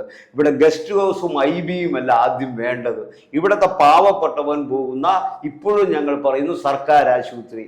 1050 പേർ ഒരു പഠനം എന്താണ് നടത്തുന്നത്? സാബു വിജയിക്കപ്പോൾ ഞാനും ഒക്കെ ഇരിക്കുമ്പോൾ സർക്കാർ ആശുപത്രിയിൽ വന്നു പോകുന്നത് 350. ഇപ്പോൾ 1050ലേക്ക് എത്തുന്നു എന്ന് പറയുന്നത് 1050 പേരിൽ ഭൂരിപക്ഷം പേർ സ്വകാര്യ ആശുപത്രിയെ സമീപിച്ചവരാണ്. അവരിവിടെ എത്തുന്നു. അതാണ് ഒരു കണക്ക്. സർക്കാർ സ്കൂൾ, ഇപ്പൊ അദ്ദേഹം പറഞ്ഞു സംസ്ഥാന സർക്കാർ നൽകിയ പദ്ധതി തുടർ. ഒറ്റ ചോദ്യത്തിന് മറുപടി പറയണ്ടേ? ഞാനും അദ്ദേഹവും ഒക്കെ പഠിച്ച ഗവൺമെന്റ് സ്കൂളിന് MLAയുടെ കേരളത്തിൽ ഒരു മണ്ഡലം തീരുമാനിക്കാൻ പറഞ്ഞു. ഞങ്ങളും MLAയും കൂടി കൂട്ടായി തീരുമാനിച്ചു പിറവം ഗവൺമെന്റ് ഹൈസ്കൂൾ. എന്തുകൊണ്ടാണ് അരുൺ കല്ലറക്കലും അന്നമ്മ ഡോബിയും അടക്കം ഐഷാമത് അടക്കമുള്ള ഭരണകൂടം അന്ന് ആ സർക്കാർ സ്കൂളിലേക്ക് ലഭിച്ച പണം നഷ്ടപ്പെടുത്തിയത്? മറിച്ച് ഞങ്ങൾ ചെയ്തത് എന്താ?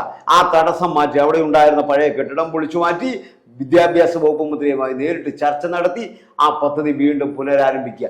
ശ്രീ സോജൻ ജോർജ്, ഒരു നിമിഷം.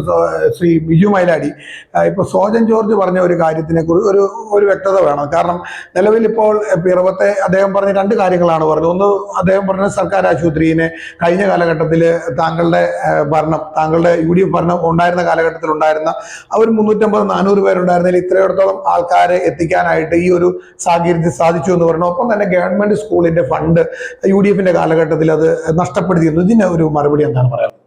ഗവൺമെന്റ് താലൂക്ക് ആശുപത്രിയുടെ കാര്യമാണ് ഞാൻ പറഞ്ഞത്. ആദ്യത്തെ താലൂക്ക് ആശുപത്രിയിലെ അവസ്ഥ ഈ പറയുന്ന രീതിയിലേക്ക് ഇവർ കൊണ്ടുവന്നിട്ടുണ്ടോ? ഈ നഗരസഭയുടെ കാലത്ത് ഇന്നിപ്പോൾ നമ്മൾ കാഷ്വാലിറ്റി സൗകര്യത്തിൽ വൈകുന്നേരമായി കഴിഞ്ഞാൽ ഇത്രയേറെ ആളുകൾ വരുന്ന ഒരാശുപത്രിയിൽ ആവശ്യത്തിന് ഡോക്ടർമാരുണ്ടോ?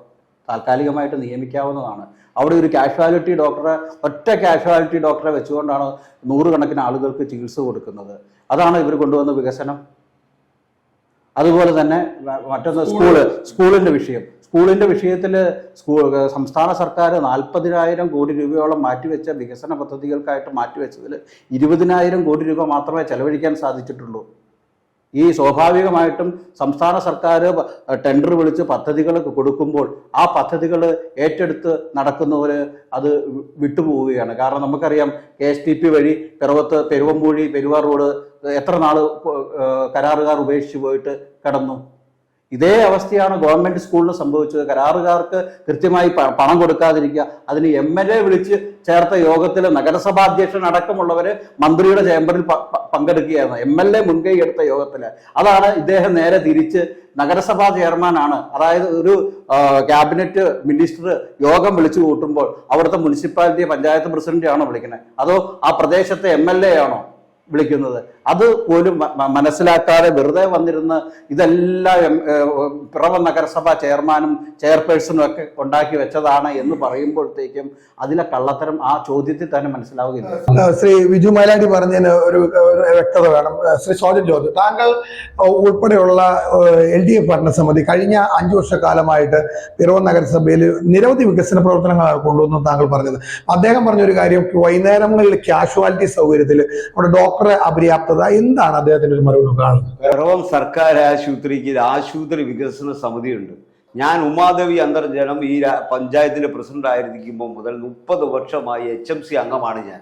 ആ യോഗങ്ങളിൽ ബഹുമാനപ്പെട്ട പിറവം MLA, ആരോഗ്യ സ്റ്റാൻഡിംഗ് കമ്മിറ്റി ചെയർമാനായിരുന്ന അരുൺ കല്ലറക്കലിനും ഏതെങ്കിലും ഒരു യോഗത്തിൽ പങ്കെടുത്തു എന്ന് പറഞ്ഞാൽ ഞാൻ പൊതുപ്രവർത്തനം അവസാനിപ്പിക്കാം. കാരണം 30 വർഷമായി ആ ആശുപത്രിയിലെ വികസന സമിതി അംഗമാണ്. ആ ആശുപത്രിയിൽ വന്ന വികസനം ഈ നാട്ടിലെ ജനം മുഴുവനും ചർച്ച ചെയ്യപ്പെടുകയാണ്. ഞാൻ നിഷേധിക്കുന്നില്ല, 13 ഡോക്ടർമാരൊന്നും അവിടെയുണ്ട്. പക്ഷെ അത്യാഹിത വിഭാഗത്തിൽ ഒരു ഡോക്ടറേ ഉള്ളൂ. ഞാൻ ഒറ്റ ചോദ്യം ചോദിക്കട്ടെ, പിറവത്ത് ഒരു പ്രൈവറ്റ് ആശുപത്രിയിലെ ഒരു PRO ആണ് എൻ്റെ പ്രിയ സുഹൃത്ത്. ആ അത്യാഹിത വിഭാഗത്തിൽ ഒരു ഡോക്ടറേ ഉള്ളൂ. ഞങ്ങളുടെ ലക്ഷ്യം എന്ന് പറയുന്നത് പിറവം സർക്കാർ ആശുപത്രിയിൽ 2 ഡോക്ടറിലേക്ക് എത്തണം. ഇപ്പൊ 13 ഡോക്ടർമാരുണ്ട്. വൈകുന്നേരങ്ങളെ അത്യാഹിത വിഭാഗത്തിൽ ഇവിടെ കൊട്ടിഘോഷിക്കുന്ന സ്വകാര്യ ആശുപത്രിയിലും ഒരു ഡോക്ടറേ ഉള്ളൂ. പക്ഷെ അതിന് മറുപടിയല്ല ഇത്. എന്തുകൊണ്ട്? താലൂക്ക് ആശുപത്രിയിൽ ഇനിയും മാറണം, അവിടെ ഗൈനക്കോളജിസ്റ്റ് വരണം, അവിടെ ഓപ്പറേഷൻ നടക്കണം. കഴിഞ്ഞ ദിവസം ഒരു പ്രസവം നടന്നു. 28 വർഷത്തിന് ശേഷമാണ് ആശുപത്രിയിൽ ഒരു പ്രസവം നടക്കുന്നത്. അപ്പൊ ബദൽ പറയുകയാണ്, ആ പ്രസവിച്ച സ്ത്രീ ഉണ്ടല്ലോ, അന്യസംസ്ഥാനത്തു നിന്നുള്ള സ്ത്രീയല്ലേ. ആ നല്ല ആശുപത്രിയിലെ ഒരു ടീം വർക്ക്, ഒരു 28 വർഷത്തിന് ശേഷം ഒരു പ്രസവം നടക്കുമ്പോൾ ഡോക്ടർമാരെല്ലാം നല്ല ഒരു മാലയിലെ മുത്തുപോലെ പ്രവർത്തിക്കുമ്പോൾ ഇവർക്ക് ബദലുണ്ട്. എന്ത്? ആ പ്രസവിച്ചത് അന്യസംസ്ഥാന സ്ത്രീയല്ലേ. ഇവിടെ ഞങ്ങളെ സംബന്ധിച്ചോളം ഇതൊന്നുമല്ല ഞങ്ങൾ ചർച്ച ചെയ്യുന്നത്. ഇപ്പൊ അദ്ദേഹം പറഞ്ഞു ഗവൺമെന്റ് സ്കൂളിനെ കുറിച്ച് അദ്ദേഹം പറഞ്ഞതിന് ഒരു കാര്യം വിജു മൈലാടിയിൽ നിന്ന് ഒരു ഇത് കിട്ടാനുണ്ട്. കാരണം നിരവധി കാര്യങ്ങളാണ് ഇപ്പൊ അദ്ദേഹം പറഞ്ഞു പോകുന്നത്. അപ്പൊ ഓരോന്നിന് ഒരു കൺക്ലൂഷൻ വേണം. നിലവിൽ ഇപ്പൊ അദ്ദേഹം പറഞ്ഞതുപോലെ ഒരു ആശുപത്രി വികസന സമിതി ഉണ്ടായിരുന്നു. അവിടെ പിറവത്ത് നമുക്കൊരു MLA ഉണ്ട്, അനൂപ് ജേക്കബ് ഉണ്ട്. ഒപ്പം തന്നെ അദ്ദേഹം UDF-ന്റെ ഒരു നേതാവും. ഇങ്ങനെയുള്ളവരൊക്കെ ആ ഒരു പരിപാടിയിൽ പങ്കെടുക്കേണ്ടവരാണ്. അവർ പങ്കെടുത്തില്ല എന്ന് പറയുന്നതിനോട് താങ്കൾക്ക് എന്താണ് പറയാനുള്ളത്? സ്വാഭാവികമായിട്ടും ഈ ഇടതുമുന്നണി ഭരിക്കുന്ന ഈ ഓണക്കാലമടക്കം ആശുപത്രി വികസന കാര്യങ്ങളും മറ്റ് പൊതുവായ കാര്യങ്ങളിൽ ഇവർ സ്വീകരിച്ചിരിക്കുന്ന നയം ഒരു പിന്നോക്ക നയമാണ്. കാരണം പറയാം, ഇവിടെ ആളുകൾ മാറി വരുന്ന ഒരു പാർട്ടിയോ മുന്നണിയോ ഒക്കെ വരുമ്പോൾ ആളുകൾ മാറി വരുന്നത് ഇവർ സൗകര്യപൂർവ്വം ഇവരങ്ങ് മറക്കുകയാണ്. എന്നിട്ട് ഒരു UDF സംവിധാനത്തിൽ പ്രാഥമികമായിട്ട് വരേണ്ട ആളെയല്ല ഇവർ വിളിക്കുന്നത്. ഇവര് ആ സംവിധാനത്തിലുള്ള അപ്രസക്തനായ ഒരാളെ വിളിച്ചുകൊണ്ട്, പങ്കെടുക്കേണ്ടാത്ത ഒരു വ്യക്തിയെ വിളിച്ചുകൊണ്ട് ഇവര് ഈ മുന്നണിയെ തന്നെ അപമാനിക്കുന്ന നയമാണ്. ഞങ്ങളൊക്കെ ഭരണത്തിലിരിക്കുന്ന സമയത്ത് ഞങ്ങൾ വിളിക്കുന്നത് ഈ മുന്നണിയുടെ പ്രധാന ആളുകളെയാണ്. അത്തരത്തിൽ യോഗത്തിൽ പങ്കെടുത്തിട്ടുള്ളതാണ് ശ്രീ KP സലീമും ഒക്കെ ഉള്ള ശ്രീ സോമൻ മല്ലയിലൊക്കെ. അങ്ങനെയുള്ള നേതാക്കളെ അവരുടെ ആ പദവിക്കനുസരിച്ച് വിളിച്ച് സംസാരിച്ച് അങ്ങനെയായിരുന്നു ഞങ്ങൾ വികസന പ്രവർത്തനങ്ങൾ നടത്തിക്കൊണ്ടു പോന്നിരുന്നത്. ഇവരുടെ നയം ഇവർ വരരുത് എന്ന് പറഞ്ഞുകൊണ്ട് ആ മുന്നണിക്കകത്തും ആ പ്രസ്ഥാനത്തിനകത്തും പ്രശ്നങ്ങൾ ഉണ്ടാക്കുന്ന ഒരു നയം ഇവർ സ്വീകരിച്ചു. അത് തന്നെയാണ് ഓണക്കാലത്ത് അത്താഘോഷം ഞങ്ങൾ ബഹിഷ്കരിക്കാൻ തീരുമാനിച്ചത്. MLA അതിൽ അധ്യക്ഷനാകേണ്ട ചടങ്ങിൽ നിന്ന് സൗകര്യപൂർവ്വം ഇവർക്ക് വൈസ് ചെയർമാന് വേണ്ടി MLA അങ്ങ് വെട്ടിമാറ്റി. മന്ത്രിയും വന്നില്ല, ആരും വന്നില്ല. അപ്പൊ ഇവർ തന്നെ ഉദ്ഘാടനവും അധ്യക്ഷനും ഒക്കെ ആയിട്ട് അങ്ങനെ മാറുകയാണ്. അതായത് ഏത് നാട്ടിലെ സാംസ്കാരിക പ്രവർത്തനങ്ങളിലും ഇവർ രാഷ്ട്രീയം കുത്തിത്തിരികുകയാണുള്ളത്. അത് തന്നെയാണ് ഇവിടെ നടന്നു പോകുന്നത്. ഇപ്പൊ ബിജു മൈലാടി പറഞ്ഞത്, നമുക്ക് ഈ ഒരു സബ്ജക്റ്റിൽ അദ്ദേഹം പറഞ്ഞു, സോജൻ ജോർജ് പറഞ്ഞ ഒരു കാര്യവും ബിജു മൈലാടി പറഞ്ഞ കാര്യങ്ങളും രാഷ്ട്രീയപരമായിട്ട് ഒരു നഗരസഭയുടെ ഒരു ഏറ്റവും കൂടുതൽ ജനങ്ങൾ വന്നുകൊണ്ടിരിക്കുന്ന ഒരു സ്ഥലമാണ് താലൂക്ക് ഹോസ്പിറ്റൽ. അപ്പൊ അവിടുത്തെ വികസന പ്രവർത്തനങ്ങളിൽ LDFന്റെ കാര്യങ്ങൾ അവർ പറയുമ്പോൾ UDFന്റെ കാര്യം ഇവർ പറയുന്നു. രണ്ടുപേരും പരസ്പരമായിട്ടുള്ള വിരുദ്ധമായിട്ടുള്ള കാര്യങ്ങളാണ് ഇപ്പോൾ നടക്കുന്നത്. കാരണം എന്താ വെച്ചാൽ നിലവിൽ MLA വന്നില്ല, അല്ലെങ്കിൽ MLAയുടെ സാന്നിധ്യം അവിടെ ഇല്ലായിരുന്നു, സോജൻ ജോർജ് പറയുന്നു. ഒപ്പം തന്നെ ഈ ക്ഷണിക്കേണ്ടതായിട്ടുള്ള കാര്യങ്ങളിൽ പല രീതിയിലും അവരെ ഒഴിവാക്കുന്ന രീതിയിലായതുകൊണ്ടാണ് UDFന്റെ അംഗങ്ങൾ എത്താത്തതെന്നും പറയുന്നു. എന്നാലും ജനങ്ങൾ ഇതെല്ലാം കാണുന്നതുകൊണ്ട് ജനങ്ങൾക്ക് അത് മനസ്സിലാക്കാനുള്ള സാധ്യതയുണ്ട്. ജനങ്ങൾ ഇത് മനസ്സിലാക്കും എന്നുള്ളതാണ്. ഇനി എനിക്ക് മറ്റൊരു ചോദ്യമാണ് ചോദിക്കാനുള്ളത്. ശ്രീ സോജൻ ജോർജ് കഴിഞ്ഞ കാലഘട്ടങ്ങളിൽ നഗരസഭയുടെ ഒരു കൗൺസിലറായിരുന്നു. ആ സമയം താങ്കൾ പ്രതിപക്ഷത്തായിരുന്നു. ഇപ്പോൾ ബിജു മൈലാടി പറഞ്ഞ പോലെയുള്ള ആ കാലഘട്ടത്തിൽ, കഴിഞ്ഞ 10 വർഷ കാലഘട്ടത്തിൽ ചെയർമാൻ ഉണ്ടായിരുന്നു പിറവം നഗരസഭയ്ക്ക്.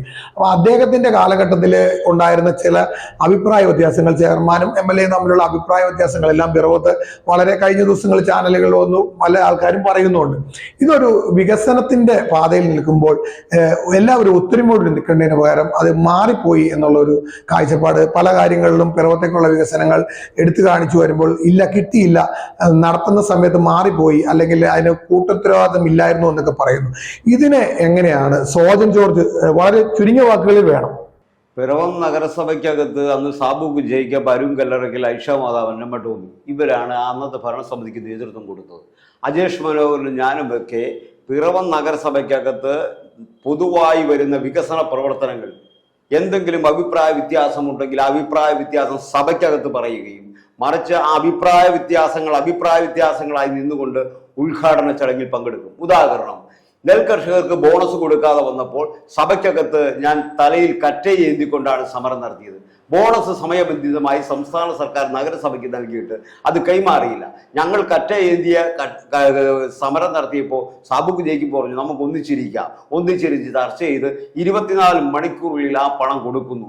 സാബുക്ക് ജയിക്കപ്പം അനൂപ് ജേക്കബും തമ്മിലുള്ള രാഷ്ട്രീയ അഭിപ്രായ വ്യത്യാസം ഞങ്ങളെ സംബന്ധിച്ചുള്ള പ്രശ്നമായിരുന്നില്ല. മറിച്ച് സാബുക്ക് ജേക്കബ് എന്ന് പറയുന്ന നഗരസഭ അധ്യക്ഷൻ, അദ്ദേഹം പിറവം നഗരസഭയ്ക്കകത്ത് അദ്ദേഹത്തിന് മുന്നണിയുടെ നയം വ്യക്തമാക്കിക്കൊണ്ട് പദ്ധതികൾ നടപ്പിലാക്കാൻ ശ്രമിക്കുമ്പോൾ ഞങ്ങൾ പറയും.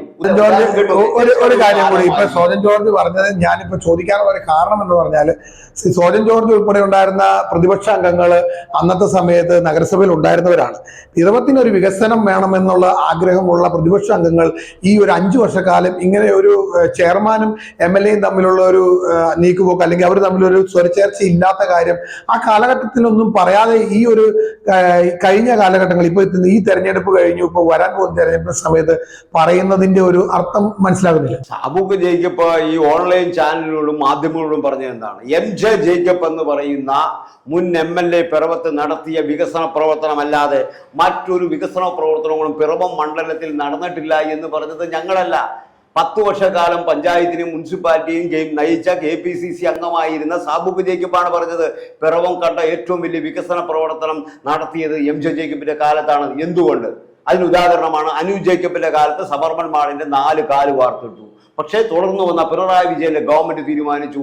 എന്തുകൊണ്ട്? സബർമൻ മാൾ ആര് പണിതു, തുടക്കം കുറിച്ചു എന്നല്ല, കാട് പിടിച്ച് ഭ്രാന്താലയം പോലെ കിടന്ന സബർമൻ മാള് പണി പൂർത്തീകരിച്ച് നാടിന് സമർപ്പിക്കുമ്പോൾ ആ സമർപ്പണ യോഗത്തിൽ UDFന്റെ ചെയർമാനായിരുന്ന സാബുക്ക് ജേക്കബുണ്ട്. സാബുക്ക് ജേക്കബും ഞങ്ങളും അന്നത്തെ പിണറായി വിജയന്റെ ഗവൺമെന്റ് കൂടി തീരുമാനിച്ചു സമർപ്പൺ മാളിന്റെ പണി പൂർത്തീകരിക്കണം. അത് ആര് തുടങ്ങി എന്നുള്ളതല്ല. അപ്പൊ ഞങ്ങളെ സംബന്ധിച്ചോളം പിറവത്തിന്റെ MLA UDFന്റെ ആയതുകൊണ്ട് സമർപ്പൺ മാൾ കാട് പിടിച്ച് അവിടെ കിടക്കട്ടെ എന്ന് തീരുമാനിച്ചില്ല. സാബുക്ക് ജേക്കബും ഞങ്ങളും ഇടതുപക്ഷ ജനാധിപത്യ മുന്നണിയുടെ കക്ഷി നേതാക്കന്മാരും അനൂപ് ജേക്കബും കേരളത്തിലെ മുഖ്യമന്ത്രി പ്രത്യേക താല്പര്യമെടുത്ത് സമർപ്പൺ മാൾ പണി പൂർത്തീകരിച്ചു. ഞങ്ങൾ വികസനത്തിനെതിരായിരുന്നില്ല. അത് തന്നെയായിരുന്നല്ലോ KSRTC ഓപ്പറേറ്റിംഗ് സെന്റർ. അത് TM ജേക്കബിന്റെ കാലത്ത്, അനിൽകുട്ടി സൈമൺ MOയുടെ കാലത്ത് ഓപ്പറേറ്റിംഗ് സെന്റർ ആയിരുന്നു. എന്റെ നേതാവ് മാത്യു ടി തോമസ് ഗതാഗത വകുപ്പ് മന്ത്രിയായിരിക്കെ, VS അച്യുതാനന്ദൻ കേരളത്തിലെ മുഖ്യമന്ത്രിയായിരിക്കെ, ഞാൻ പഞ്ചായത്ത് പ്രസിഡന്റ്, KP സലീം ഗ്രാമപഞ്ചായത്ത് പ്രസിഡന്റ് ആയിരുന്ന സമയത്ത് നമ്മൾ ഡിപ്പോയാക്കി മാറ്റി. ഇപ്പൊ ശബരിമലയിലേക്ക്, എന്തിന് കൃപാസനത്തിലേക്ക് വരെ KSRTC ബസ് സർവീസ് ആരംഭിച്ചില്ലേ? ഓപ്പറേറ്റിംഗ് സെന്ററിനെ ഡിപ്പോയാക്കി മാറ്റുമ്പോൾ പിറവത്തിന്റെ MLA ആരായിരുന്നു? അനു ജേക്കബ് ആയിരുന്നില്ലേ? പാലായി ചെന്നാൽ കാണാൻ കഴിയുമല്ലോ. KM മാണി സാറ് ദേശീയ നിലവാരത്തിലുള്ള റോഡ്, എന്തിന് നമ്മുടെ PJ ജോസഫിന്റെ മണ്ഡലത്തിൽ തൊടുപുഴയിൽ ചെന്നാൽ കാണാൻ കഴിയും ദേശീയ നിലവാരം. എന്തേ MJ ജേക്കബിന്റെ കാലത്ത് ഒലിയപ്പുറം, കൂത്താട്ടുകുളം, പിറവം, എറണാകുളം റോഡല്ലാതെ ഒരു ദേശീയ നിലവാരത്തിൽ റോഡ് നിർമ്മിക്കാൻ കഴിഞ്ഞോ? ആ ചോദ്യമല്ലേ സാബുക്ക് ജേക്കബ് ചോദിച്ചത്. ശ്രീ സോജൻ ജോർജ് പറഞ്ഞതിനുള്ള മറുപടി വിജു മൈലാടി, താങ്കളുടെ നേതൃത്വം നിര കഴിഞ്ഞ 5-10 വർഷക്കാലം UDF ഇവിടെ ഭരണത്തിൽ ഇരുന്ന സമയത്തുണ്ടായ കാര്യങ്ങളാണ് ഇപ്പോൾ ശരിക്കും പറഞ്ഞാൽ പിറവം നഗരസഭയുടെ ഒരു തെരഞ്ഞെടുപ്പുമായി ബന്ധപ്പെട്ട് വരുമ്പോൾ കഴിഞ്ഞ കാലഘട്ടത്തിലുണ്ടായിരുന്ന ചെയർമാനും MLAയും തമ്മിലുള്ള വിഷയങ്ങൾ ഇടതുമുന്നണിയും അതുപോലെ തന്നെ സാമൂഹിക മാധ്യമങ്ങളിലൂടെയും വരുമ്പോൾ അത് ശരിക്കും പറഞ്ഞാൽ UDFനെ എഫക്റ്റ് ചെയ്യില്ലേ? സ്വാഭാവികമായിട്ടും ഒരു കാര്യം നിങ്ങൾ മനസ്സിലാക്കണം. ഈ കഴിഞ്ഞ കുറച്ച് നാളായിട്ട് ഇടതുപക്ഷ കേന്ദ്രങ്ങളിൽ നിന്ന് ബോധപൂർവം ഉണ്ടാകുന്ന ഒരു പ്രചാരണം മാത്രമാണ്. അതിൻ്റെ പിന്നിലുള്ള ഒരു കാരണം, ഇവർക്ക് അനുകൂലമായി ഞങ്ങളുടെ തന്നെ ആയിരുന്ന ഒരു മെമ്പർ ഇദ്ദേഹം കൂറുമാറിയതായിട്ട് ഈയിടെ അദ്ദേഹം തന്നെ വന്നിരുന്നു പറഞ്ഞതാണ്. അപ്പോൾ ആഞ്ഞടിക്കാൻ തുടങ്ങിയപ്പോഴാണ് ഇതൊക്കെ ഉണ്ടായിരുന്നത്. അതിനു മുമ്പ് പിറവത്തെ ജനങ്ങൾക്കും അറിയില്ലായിരുന്നു ഇങ്ങനെയൊരു പ്രശ്നം ഉണ്ടായിരുന്നു, ഇവർ തമ്മിലൊരു പ്രോബ്ലം ഉണ്ടായിരുന്നു, ഞങ്ങൾക്കും അറിയില്ലായിരുന്നു. എന്ന് വെച്ച് കഴിഞ്ഞാൽ അന്നത്തെ കാലത്ത് നമുക്ക് വേണ്ടുന്ന വികസന പ്രവർത്തനങ്ങൾ വളരെ ഭംഗിയായി നടന്നു പോയിരുന്നു എന്ന് വേണം. ഇത് ഇപ്പോൾ ചുവടുമാറ്റത്തിന്റെ ഫലമായിട്ട് അദ്ദേഹം പല രാഷ്ട്രീയ ആരോപണങ്ങളും ഉന്നയിക്കുന്നുണ്ട്. അതിലൊന്നായിട്ട് മാത്രമേ ഇതിനെ ഞങ്ങൾക്ക് കാണാൻ കരുതൂ. പക്ഷെ കഴിഞ്ഞ UDF ഭരിച്ചിരുന്ന സമയങ്ങളിൽ ഒരിക്കൽ പോലും പൊന്തി വരാത്ത ഒരു ആരോപണം ശ്രീ സോജൻ ജോർജ് ഇവിടെ ഉന്നയിക്കുകയാണ്. ആ ആരോപണത്തിന് അതേ ലാഘവത്തെ ഇപ്പോഴത്തെ ആനുകാലിക രാഷ്ട്രീയവുമായിട്ട്, ശ്രീമാൻ സാബുക്ക് ജേക്കബിന്റെ ആനുകാലിക രാഷ്ട്രീയവുമായിട്ട് കൂട്ടിക്കുഴച്ചാൽ മാത്രം മതി. അതിനകത്ത് അതിന് അപ്പുറത്തേക്ക് ഇതിന് വേറെ മാനങ്ങളൊന്നുമില്ല. തീർച്ചയായിട്ടും ഒരു കാര്യം കൂടി വളരെ വ്യക്തമായിട്ട് പറയുവാൻ ഞാൻ ആഗ്രഹിക്കുന്നു. കഴിഞ്ഞ 5 വർഷത്തെ വികസന പോരായ്മയ്ക്ക് കൂടിയുള്ള ഉത്തരമായിരിക്കും അടുത്ത തവണ വരുന്ന UDFന്റെ നഗരസഭാ ഭരണം എന്നുള്ളത് വളരെ കൃത്യമായിട്ട് പറയുവാൻ, അടിവരയിട്ട് പറയുവാൻ ആഗ്രഹിക്കുകയാണ്. പിറവത്തെ എക്സൈസ് ഓഫീസ് അടക്കം പിറവത്ത് ഗണ്യമായ മാറ്റങ്ങൾ ഉൾക്കൊള്ളിച്ചുകൊണ്ടുള്ള പ്രകടന പത്രികയും അതിനെ കേന്ദ്രീകരിച്ചുള്ള ഒരു പ്രവർത്തനവും UDF ഭരണസമിതിയുടെ ഭാഗത്തുനിന്നും ഉണ്ടാകും. അതിനൊപ്പമായിരിക്കും പിറവത്തെ ജനങ്ങൾ എന്ന് വളരെ വ്യക്തമായിട്ട് ഞങ്ങൾക്കറിയാം. അതിനൊപ്പം നിൽക്കണമേ എന്ന് ഈ അവസരത്തിൽ പിറവത്തെ ജനങ്ങളോട് കൂടി പറയുകയാണ്. ശ്രീ വിജു മൈലാടി പറഞ്ഞത് നമ്മൾ ശ്രദ്ധിച്ചു. മറ്റൊരു കാര്യം, ഇത് വളരെ നീണ്ടുപോകുന്ന ചർച്ചയാണ്. സാധാരണഗതിയിൽ ഇങ്ങനെയുള്ള ചർച്ചകൾക്ക് ഒരു ലൈവ് ചർച്ചയിൽ ഒരു 1-2 മണിക്കൂറുകളൊക്കെ ഇരിക്കേണ്ടതായിട്ടുണ്ട്. ഇനി പിറവത്തിന്റെ നഗരസഭയുടെ വികസന പ്രവർത്തനങ്ങളിൽ വളരെ കാര്യങ്ങൾ എടുത്തു പറഞ്ഞുകൊണ്ടാണ് ഇടതുമുന്നണി ഈ വരാൻ പോകുന്ന തെരഞ്ഞെടുപ്പിനെ നേരിടാൻ പോകുന്നത്. താങ്കളുടെ പാർട്ടിയിലുള്ള ആൾക്കാരും അതുപോലെ തന്നെ UDFന്റെയും NDAയുടെ എല്ലാം സ്ഥാനാർത്ഥികൾ ഇപ്പോൾ തന്നെ വോട്ടേഴ്സിനെ തേടി പോയിക്കൊണ്ടിരിക്കുകയാണ്. കഴിഞ്ഞ തവണ 5 വർഷക്കാലം നിരവധി വികസന പ്രവർത്തനങ്ങളാണ് നടത്തിയതെന്ന് പറഞ്ഞുകൊണ്ട് ഇടതുമുന്നണിയും അതുപോലെ തന്നെ കഴിഞ്ഞ വർഷത്തിന് കാലഘട്ടത്തിലുള്ള UDFന്റെ പ്രതിപക്ഷം വളരെ മോശമായിരുന്നു എന്നാണ് നിങ്ങൾ പറയുന്നത്. അവർ UDFന്റെ ഭാഗത്ത് പറഞ്ഞ പ്രതിപക്ഷ അംഗങ്ങൾ വളരെ വ്യക്തമായ കുറെ കാര്യങ്ങൾ നഗരസഭയിൽ അവതരിപ്പിച്ചിട്ട് അവർക്ക് ഫണ്ട് കൊടുക്കാതിരിക്കുക, അവരുടെ വികസന പാതയിൽ അവർക്ക് മുന്നോട്ട് പോകേണ്ട കാര്യങ്ങൾക്ക് തടസ്സമിടുക, കൗൺസിൽ യോഗങ്ങളിൽ വരുമ്പോൾ അവരെ ബഹിഷ്കരിച്ചാൽ പോലും അവരെ നോക്കാത്ത രീതിയിലുള്ള അവസരങ്ങൾ, പല വാർഡുകളിലേക്കും വ്യക്തമായ രീതിയിലുള്ള ഫണ്ടുകൾ കൊടുത്തില്ല. അങ്ങനെയുള്ള നിരവധി കാര്യങ്ങളാണ് ഇപ്പോൾ ചർച്ചയിൽ വരുന്നത്. നിരവധി 27 ഡിവിഷനിലേക്കും സ്ഥാനാർത്ഥികളായിട്ട് പോകുന്നവർ നേരിടേണ്ട കുറെ പ്രശ്നങ്ങളാണ് ഞാൻ പറയുന്നത്. ഈ ഒരു കാര്യത്തെ എങ്ങനെയാണ് സോജൻ ജോർജ് കഴിഞ്ഞ തവണ നഗരസഭയുടെ കൗൺസിലറായിരുന്നു, പക്ഷെ താങ്കൾക്ക് അറിയാവുന്ന വിഷയമായിരിക്കും എന്ന് ഞാൻ വിശ്വസിക്കുന്നു. എന്താണ് അതിനെക്കുറിച്ച് പറയാനുള്ളത്? പിറവം നഗരസഭയിൽ 27 കൗൺസിലർമാർക്കും ജനപ്രതിനിധികൾക്കും രാഷ്ട്രീയം നോക്കാതെ, ജാതിയോ മതവും നോക്കാതെ വികസന പ്രവർത്തനത്തിൽ പണം കൊടുത്തിട്ടുണ്ട് എന്ന് ഞങ്ങളല്ല പറയുന്നത്. അന്ന് കൗൺസിലർമാരായിരുന്ന തോമസ് മല്ലിപ്പുറം സ്വന്തം ഭാര്യയ്ക്ക് വേണ്ടി ആ വാർഡിൽ പറയുന്നത്, ഞാൻ നഗരസഭയ്ക്കകത്തിരുന്നു കൊണ്ട് വാർഡിൽ ഇന്നത് ചെയ്തു, അതുകൊണ്ട് എൻ്റെ ഭാര്യയ്ക്ക് വോട്ട് ചെയ്യണം. രാജു പാണാരിക്കൻ ഭാര്യയെ നിർത്തിക്കൊണ്ട് പറയുന്നു, ഞാൻ കൗൺസിലറായിരുന്നപ്പോൾ ഈ ഭരണസമിതിയുടെ കാലത്ത് ഞാൻ ഈ വാർഡിൽ വികസന പ്രവർത്തനങ്ങൾ നടപ്പിലാക്കി, അതുകൊണ്ട് എൻ്റെ ഭാര്യയ്ക്ക് വോട്ട് ചെയ്യണം. അന്നമ്മ ഡോബി പറയുന്നത്, ഞാൻ ഈ വാർഡിൽ നിരവധി വികസന പ്രവർത്തനങ്ങൾ നടത്തി ഈ നഗരസഭയുടെ കാലഘട്ടത്തിലാണെന്ന് അന്നമ്മ ഡോബി പറയുന്നു.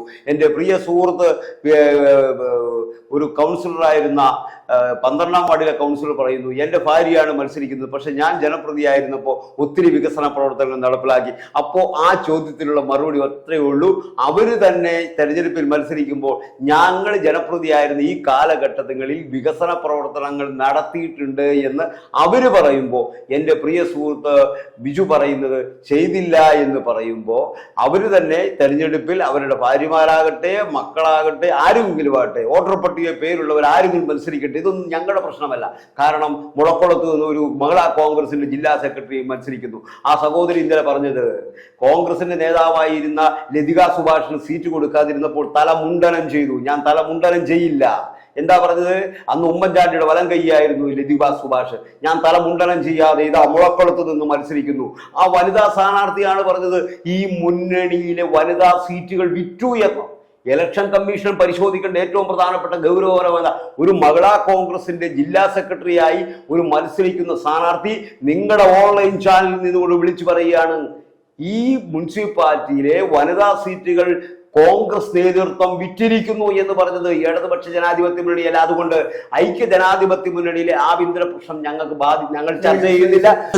ശ്രീ സോജൻ ജോർജ് പറഞ്ഞതിന് ഞാൻ ബിജു മൈലാടി, കാരണം താങ്കളുടെ നേതൃത്വ നിരയിലുള്ള പ്രതിപക്ഷ അംഗങ്ങൾ കഴിഞ്ഞ 5 വർഷക്കാലമായിട്ട് വളരെ ബുദ്ധിമുട്ടുകളായിരുന്നു. അവർക്ക് നഗരസഭയിൽ ഫണ്ടുകൾ കൊടുത്തില്ല, നിരവധി കാര്യങ്ങളാണ് അവര് പ്രതിപക്ഷങ്ങൾ പറയുന്നത്, പ്രതിപക്ഷ അംഗങ്ങളും അതുപോലെ കൗൺസിലർമാരും. ഇപ്പൊ സോജൻ ജോർജ് പറഞ്ഞത് അവർ വാർഡുകളെല്ലാം നിരവധി കാര്യങ്ങൾ ഞങ്ങൾ നടത്തി എന്ന് പറഞ്ഞിട്ടുണ്ട്. ഇതിനെക്കുറിച്ച് താങ്കൾക്ക് ഒന്ന് മറുപടി പറയാമോ? ശ്രീ സോജൻ ജോർജ് പറഞ്ഞത് അപ്പാടെ കള്ളമാണ്. പിറവത്ത് നടന്ന വികസന പ്രവർത്തനങ്ങളിൽ പക്ഷപാതിത്വപരമായ പ്രവർത്തനം ഉണ്ടായിട്ടുണ്ട് നഗരസഭയുടെ നേതാക്കളിൽ നിന്ന്, ഈ ഭരണക്കാരിൽ നിന്ന്. അതിൻ്റെ ഭാഗമായിട്ട് പല പദ്ധതികൾക്കും പ്രതിപക്ഷ അംഗങ്ങൾക്ക് ഫണ്ട് ലഭിക്കാവുകയുണ്ടായി. പിന്നെ പ്രതിപക്ഷ അംഗങ്ങൾ ആ പോരായ്മ നികത്തിയത് MLAയുടെ ഫണ്ടിൽ നിന്നും ഇത് അഡ്ജസ്റ്റ് ചെയ്തുകൊണ്ട് ചില പദ്ധതികൾ കൂടുതലായിട്ട് നടപ്പാക്കിയാണ് അതാത് വാർഡുകളിൽ പ്രവർത്തനങ്ങൾ മുന്നോട്ട് കൊണ്ടുപോയത്. വാനുവൽ കിട്ടുന്ന 5 ലക്ഷം രൂപ അത് അപ്പോൾ ഒരു 3-4 റോഡ് ഈ ഭരണപക്ഷ അംഗങ്ങൾ തയ്യാറാക്കുമ്പോഴത്തേക്കും 1-2 റോഡിലേക്കൊക്കെ ചുരുങ്ങിയിട്ടുണ്ട്. അപ്പം അങ്ങനെ ഈ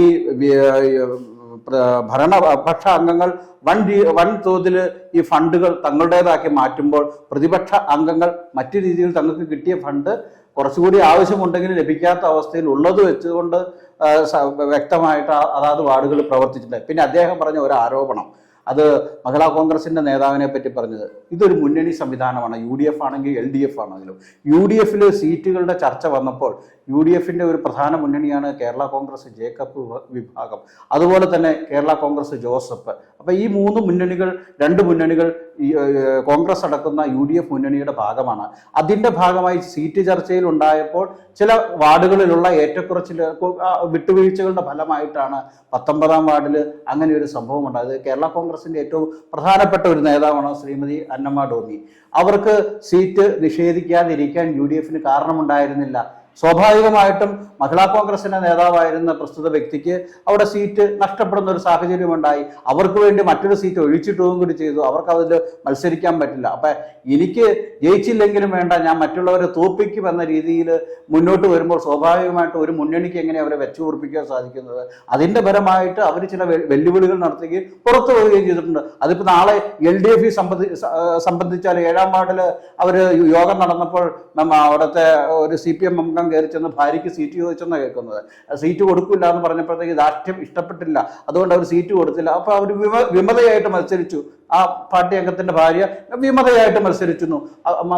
അപ്പൊ LDF കാണിക്കുമ്പോൾ ഇതെല്ലാം നല്ലതും UDF കാണിച്ചാൽ വളരെ മോശമെന്നും പറയുന്നത് അത് ഏത് പ്രചരണത്തിന്റെ ഭാഗമാണെന്ന് ശ്രീ സോജൻ ജോർജ് വിശദീകരിക്കട്ടെ. എന്തായാലും UDF ഒറ്റക്കെട്ടാണ്, വിമതര് തന്നെയാണ്. അല്ലെങ്കിൽ അവര് പുകഞ്ഞ കൊള്ളി പുറത്ത് എന്ന് പറഞ്ഞതുപോലെയാണ് UDFിനെ സംബന്ധിച്ചിടത്തോളം. UDF അതിന്റെ പ്രഖ്യാപിച്ച സ്ഥാനാർത്ഥികൾക്കൊപ്പം വളരെ ശക്തമായിട്ട് മുന്നോട്ട് പോകും. തീർച്ചയായിട്ടും ഒരു ശക്തമായ തിരിച്ചുവരവ് പിറവം മുനിസിപ്പാലിറ്റിയിൽ UDF ഉണ്ടാകും. ഇത് എന്നും UDFിനോട് അനുഭാവം കാണിച്ചിട്ടുള്ള ഒരു മണ്ഡലമാണ്, ഒരു പ്രദേശമാണ്. ഈ പ്രദേശത്തിന്റെ സമഗ്ര വികസനത്തിന് UDF വീണ്ടും വരും. ഇതിലും നന്നായി പിറവം വളരും എന്നുള്ള ഒരു ഉറപ്പും കൂടി ഈ സമയത്ത് പറയുന്നു. നിലവിലെ രണ്ട് രാഷ്ട്രീയ പാർട്ടികളിലെ നേതാക്കന്മാർ അവരുടെ നിലപാടുകൾ വ്യക്തമാക്കിയിട്ടുണ്ട്. വളരെ വ്യത്യസ്തമായ രീതിയിലുള്ള നിലപാടുകളാണ് ഏതൊരു രാഷ്ട്രീയ മുന്നണികൾക്കും എങ്ങനെ തന്നെ പറയാൻ പറ്റുള്ളൂ. അവരവരെ രാഷ്ട്രീയ പാർട്ടികൾ ഏതൊരു അവസരത്തിലാണോ ഭരിക്കുന്നത് ആ അവസരത്തിൽ അവർ നടത്തിയിട്ടുള്ള വികസന പ്രവർത്തനങ്ങൾ എടുത്തു കാണിച്ചുകൊണ്ടായിരിക്കും ഏതൊരു രാഷ്ട്രീയ പാർട്ടികളും വരാൻ പോകുന്ന തെരഞ്ഞെടുപ്പിനെ നേരിടാൻ പോകുന്നത്. ഒപ്പം തന്നെ പ്രതിപക്ഷ അംഗങ്ങളാണെങ്കിൽ നടത്തിയിട്ടുള്ള വികസന പ്രവർത്തനങ്ങളിൽ പോരായ്മകൾ ഉണ്ടെങ്കിൽ അതിനെ എടുത്തു കാണിച്ചുകൊണ്ടായിരിക്കും അവരും വോട്ട് തേടാനും പോകുന്നത്. പിറവം നഗരസഭ എന്ന് പറയുന്ന ഈ ഒരു നഗരസഭയിൽ കഴിഞ്ഞ തവണ 27 ഡിവിഷനുകളാണ് ഉണ്ടായിരുന്നെങ്കിൽ ഇപ്പോൾ 28 ഡിവിഷനുകളായിട്ട് ഒരു ഡിവിഷൻ കൂടുകയായി. രാഷ്ട്രീയപരമായി പറയുകയാണെങ്കിൽ രണ്ട് രാഷ്ട്രീയ പാർട്ടികളുടെയും അംഗങ്ങളിൽ വ്യത്യസ്തമായ നിലപാടുകളുമായിട്ട് കുറച്ചുപേര് പുറത്തു പോവുകയും കുറച്ചുപേര് വിമതരായി നിൽക്കുകയൊക്കെ ചെയ്യുന്ന ഈ ഒരു സാഹചര്യത്തിൽ പിറവം നഗരസഭയിലേക്ക് കഴിഞ്ഞ തവണ നടന്നതിനേക്കാൾ വലിയൊരു മത്സരം തന്നെ ഉണ്ടാകുമെന്നുള്ള ഒരു സൂചന തന്നെയാണ് കഴിഞ്ഞ ദിവസങ്ങളിൽ ഓരോ ചാനൽ ചർച്ചകളിലൂടെ നമുക്ക് മനസ്സിലാക്കാൻ സാധിച്ചത്. പിറവം നഗരസഭയിലേക്ക് വരാൻ പോകുന്ന തെരഞ്ഞെടുപ്പിലെ UDFന്റെയും LDFന്റെയും സ്ഥാനാർത്ഥികൾ വമ്പിച്ച രീതിയിലുള്ള മത്സരത്തിലേക്ക് ഒരുങ്ങിയിരിക്കുകയാണ്. നേതാക്കന്മാരാണെങ്കിൽ തന്നെ ഇതിനോടകം തന്നെ പിറവം നഗരസഭയുടെ വ്യത്യസ്ത ഏരിയകളിൽ തന്നെ എത്തിയിട്ടുമുണ്ട്. 28 ഡിവിഷനുകളും വനിതകളും അതുപോലെ തന്നെ ജനറൽ വാർഡുകളിലുള്ള പുരുഷന്മാരും അതുപോലെ തന്നെ മറ്റുള്ള വാർഡുകളിലും എല്ലാം റിബലുകളും എല്ലാം വന്നിട്ടുണ്ട്. എന്താണെങ്കിലും വലിയ ഒരു ശക്തമായ പോരാട്ടം തന്നെ ഡിസംബർ 9-ാം തീയതി മത്സരിക്കാനായിട്ട് പോകുന്നവരും വോട്ട് കൊടുക്കാൻ പോകുന്നവരെല്ലാം നോക്കിക്കാണുകയാണ്. ഈ ഒരു തെരഞ്ഞെടുപ്പ് വളരെ വലിയ ഒരു തെരഞ്ഞെടുപ്പായി മാറും. വരാൻ പോകുന്ന തെരഞ്ഞെടുപ്പിൽ ആര് മത്സരിച്ച് വിജയിക്കുന്നുവോ അവരായിരിക്കും ഡിസംബർ 13-ാം തീയതി നഗരസഭയിൽ എത്തുന്നത് എന്നുള്ളതിനേക്കാൾ ഉപരി പിറവം നഗരസഭയ്ക്ക് വരാൻ പോകുന്ന ഏതൊരു ഭരണസമിതിയാണെങ്കിലും ഒരുപാട് വികസന പ്രവർത്തനങ്ങൾ ഉണ്ടാകണമെന്നുള്ള ഒരു ആഗ്രഹം തന്നെയാണ് ഈ ചർച്ചകളിലൂടെയൊക്കെ വരുമ്പോൾ നമ്മൾ കാണിക്കുന്നത്. ഇത്രയും നേരം നമ്മുടെ ഈ ചാനൽ ചർച്ചയിൽ പങ്കെടുത്ത ഇടതുമുന്നണിയുടെ നേതാവ് ശ്രീ സോജൻ ജോർജിനോട് പ്രത്യേകം നന്ദി അർപ്പിക്കുകയാണ്. ഒപ്പം തന്നെ UDFന്റെ നേതാവ് ശ്രീ വിജു മൈലാടിയോടുമുള്ള നന്ദി അവസരത്തിൽ അറിയിക്കുന്നു. ചാനൽ ചർച്ചകൾ എന്തു തന്നെ ആകട്ടെ, വോട്ട് ചെയ്യാൻ പോകുന്നവർ 9-ാം തീയതി വോട്ട് ചെയ്യുക. നമ്മൾക്ക് വേണ്ട സ്ഥാനാർത്ഥികൾ ആരാണോ അവരെ വിജയിപ്പിക്കുക. വീണ്ടും പിറവം വികസിക്കട്ടെ, പിറവത്തെ ജനങ്ങൾക്ക് വികസനം ഉണ്ടാകട്ടെ എന്ന് പറഞ്ഞുകൊണ്ട് ഈ ചാനൽ ചർച്ചയിൽ കാണുന്നവരെ എല്ലാവരോടും ഒരിക്കൽ കൂടി നന്ദി പറഞ്ഞുകൊണ്ട് നിർത്തുന്നു. നന്ദി, നമസ്കാരം.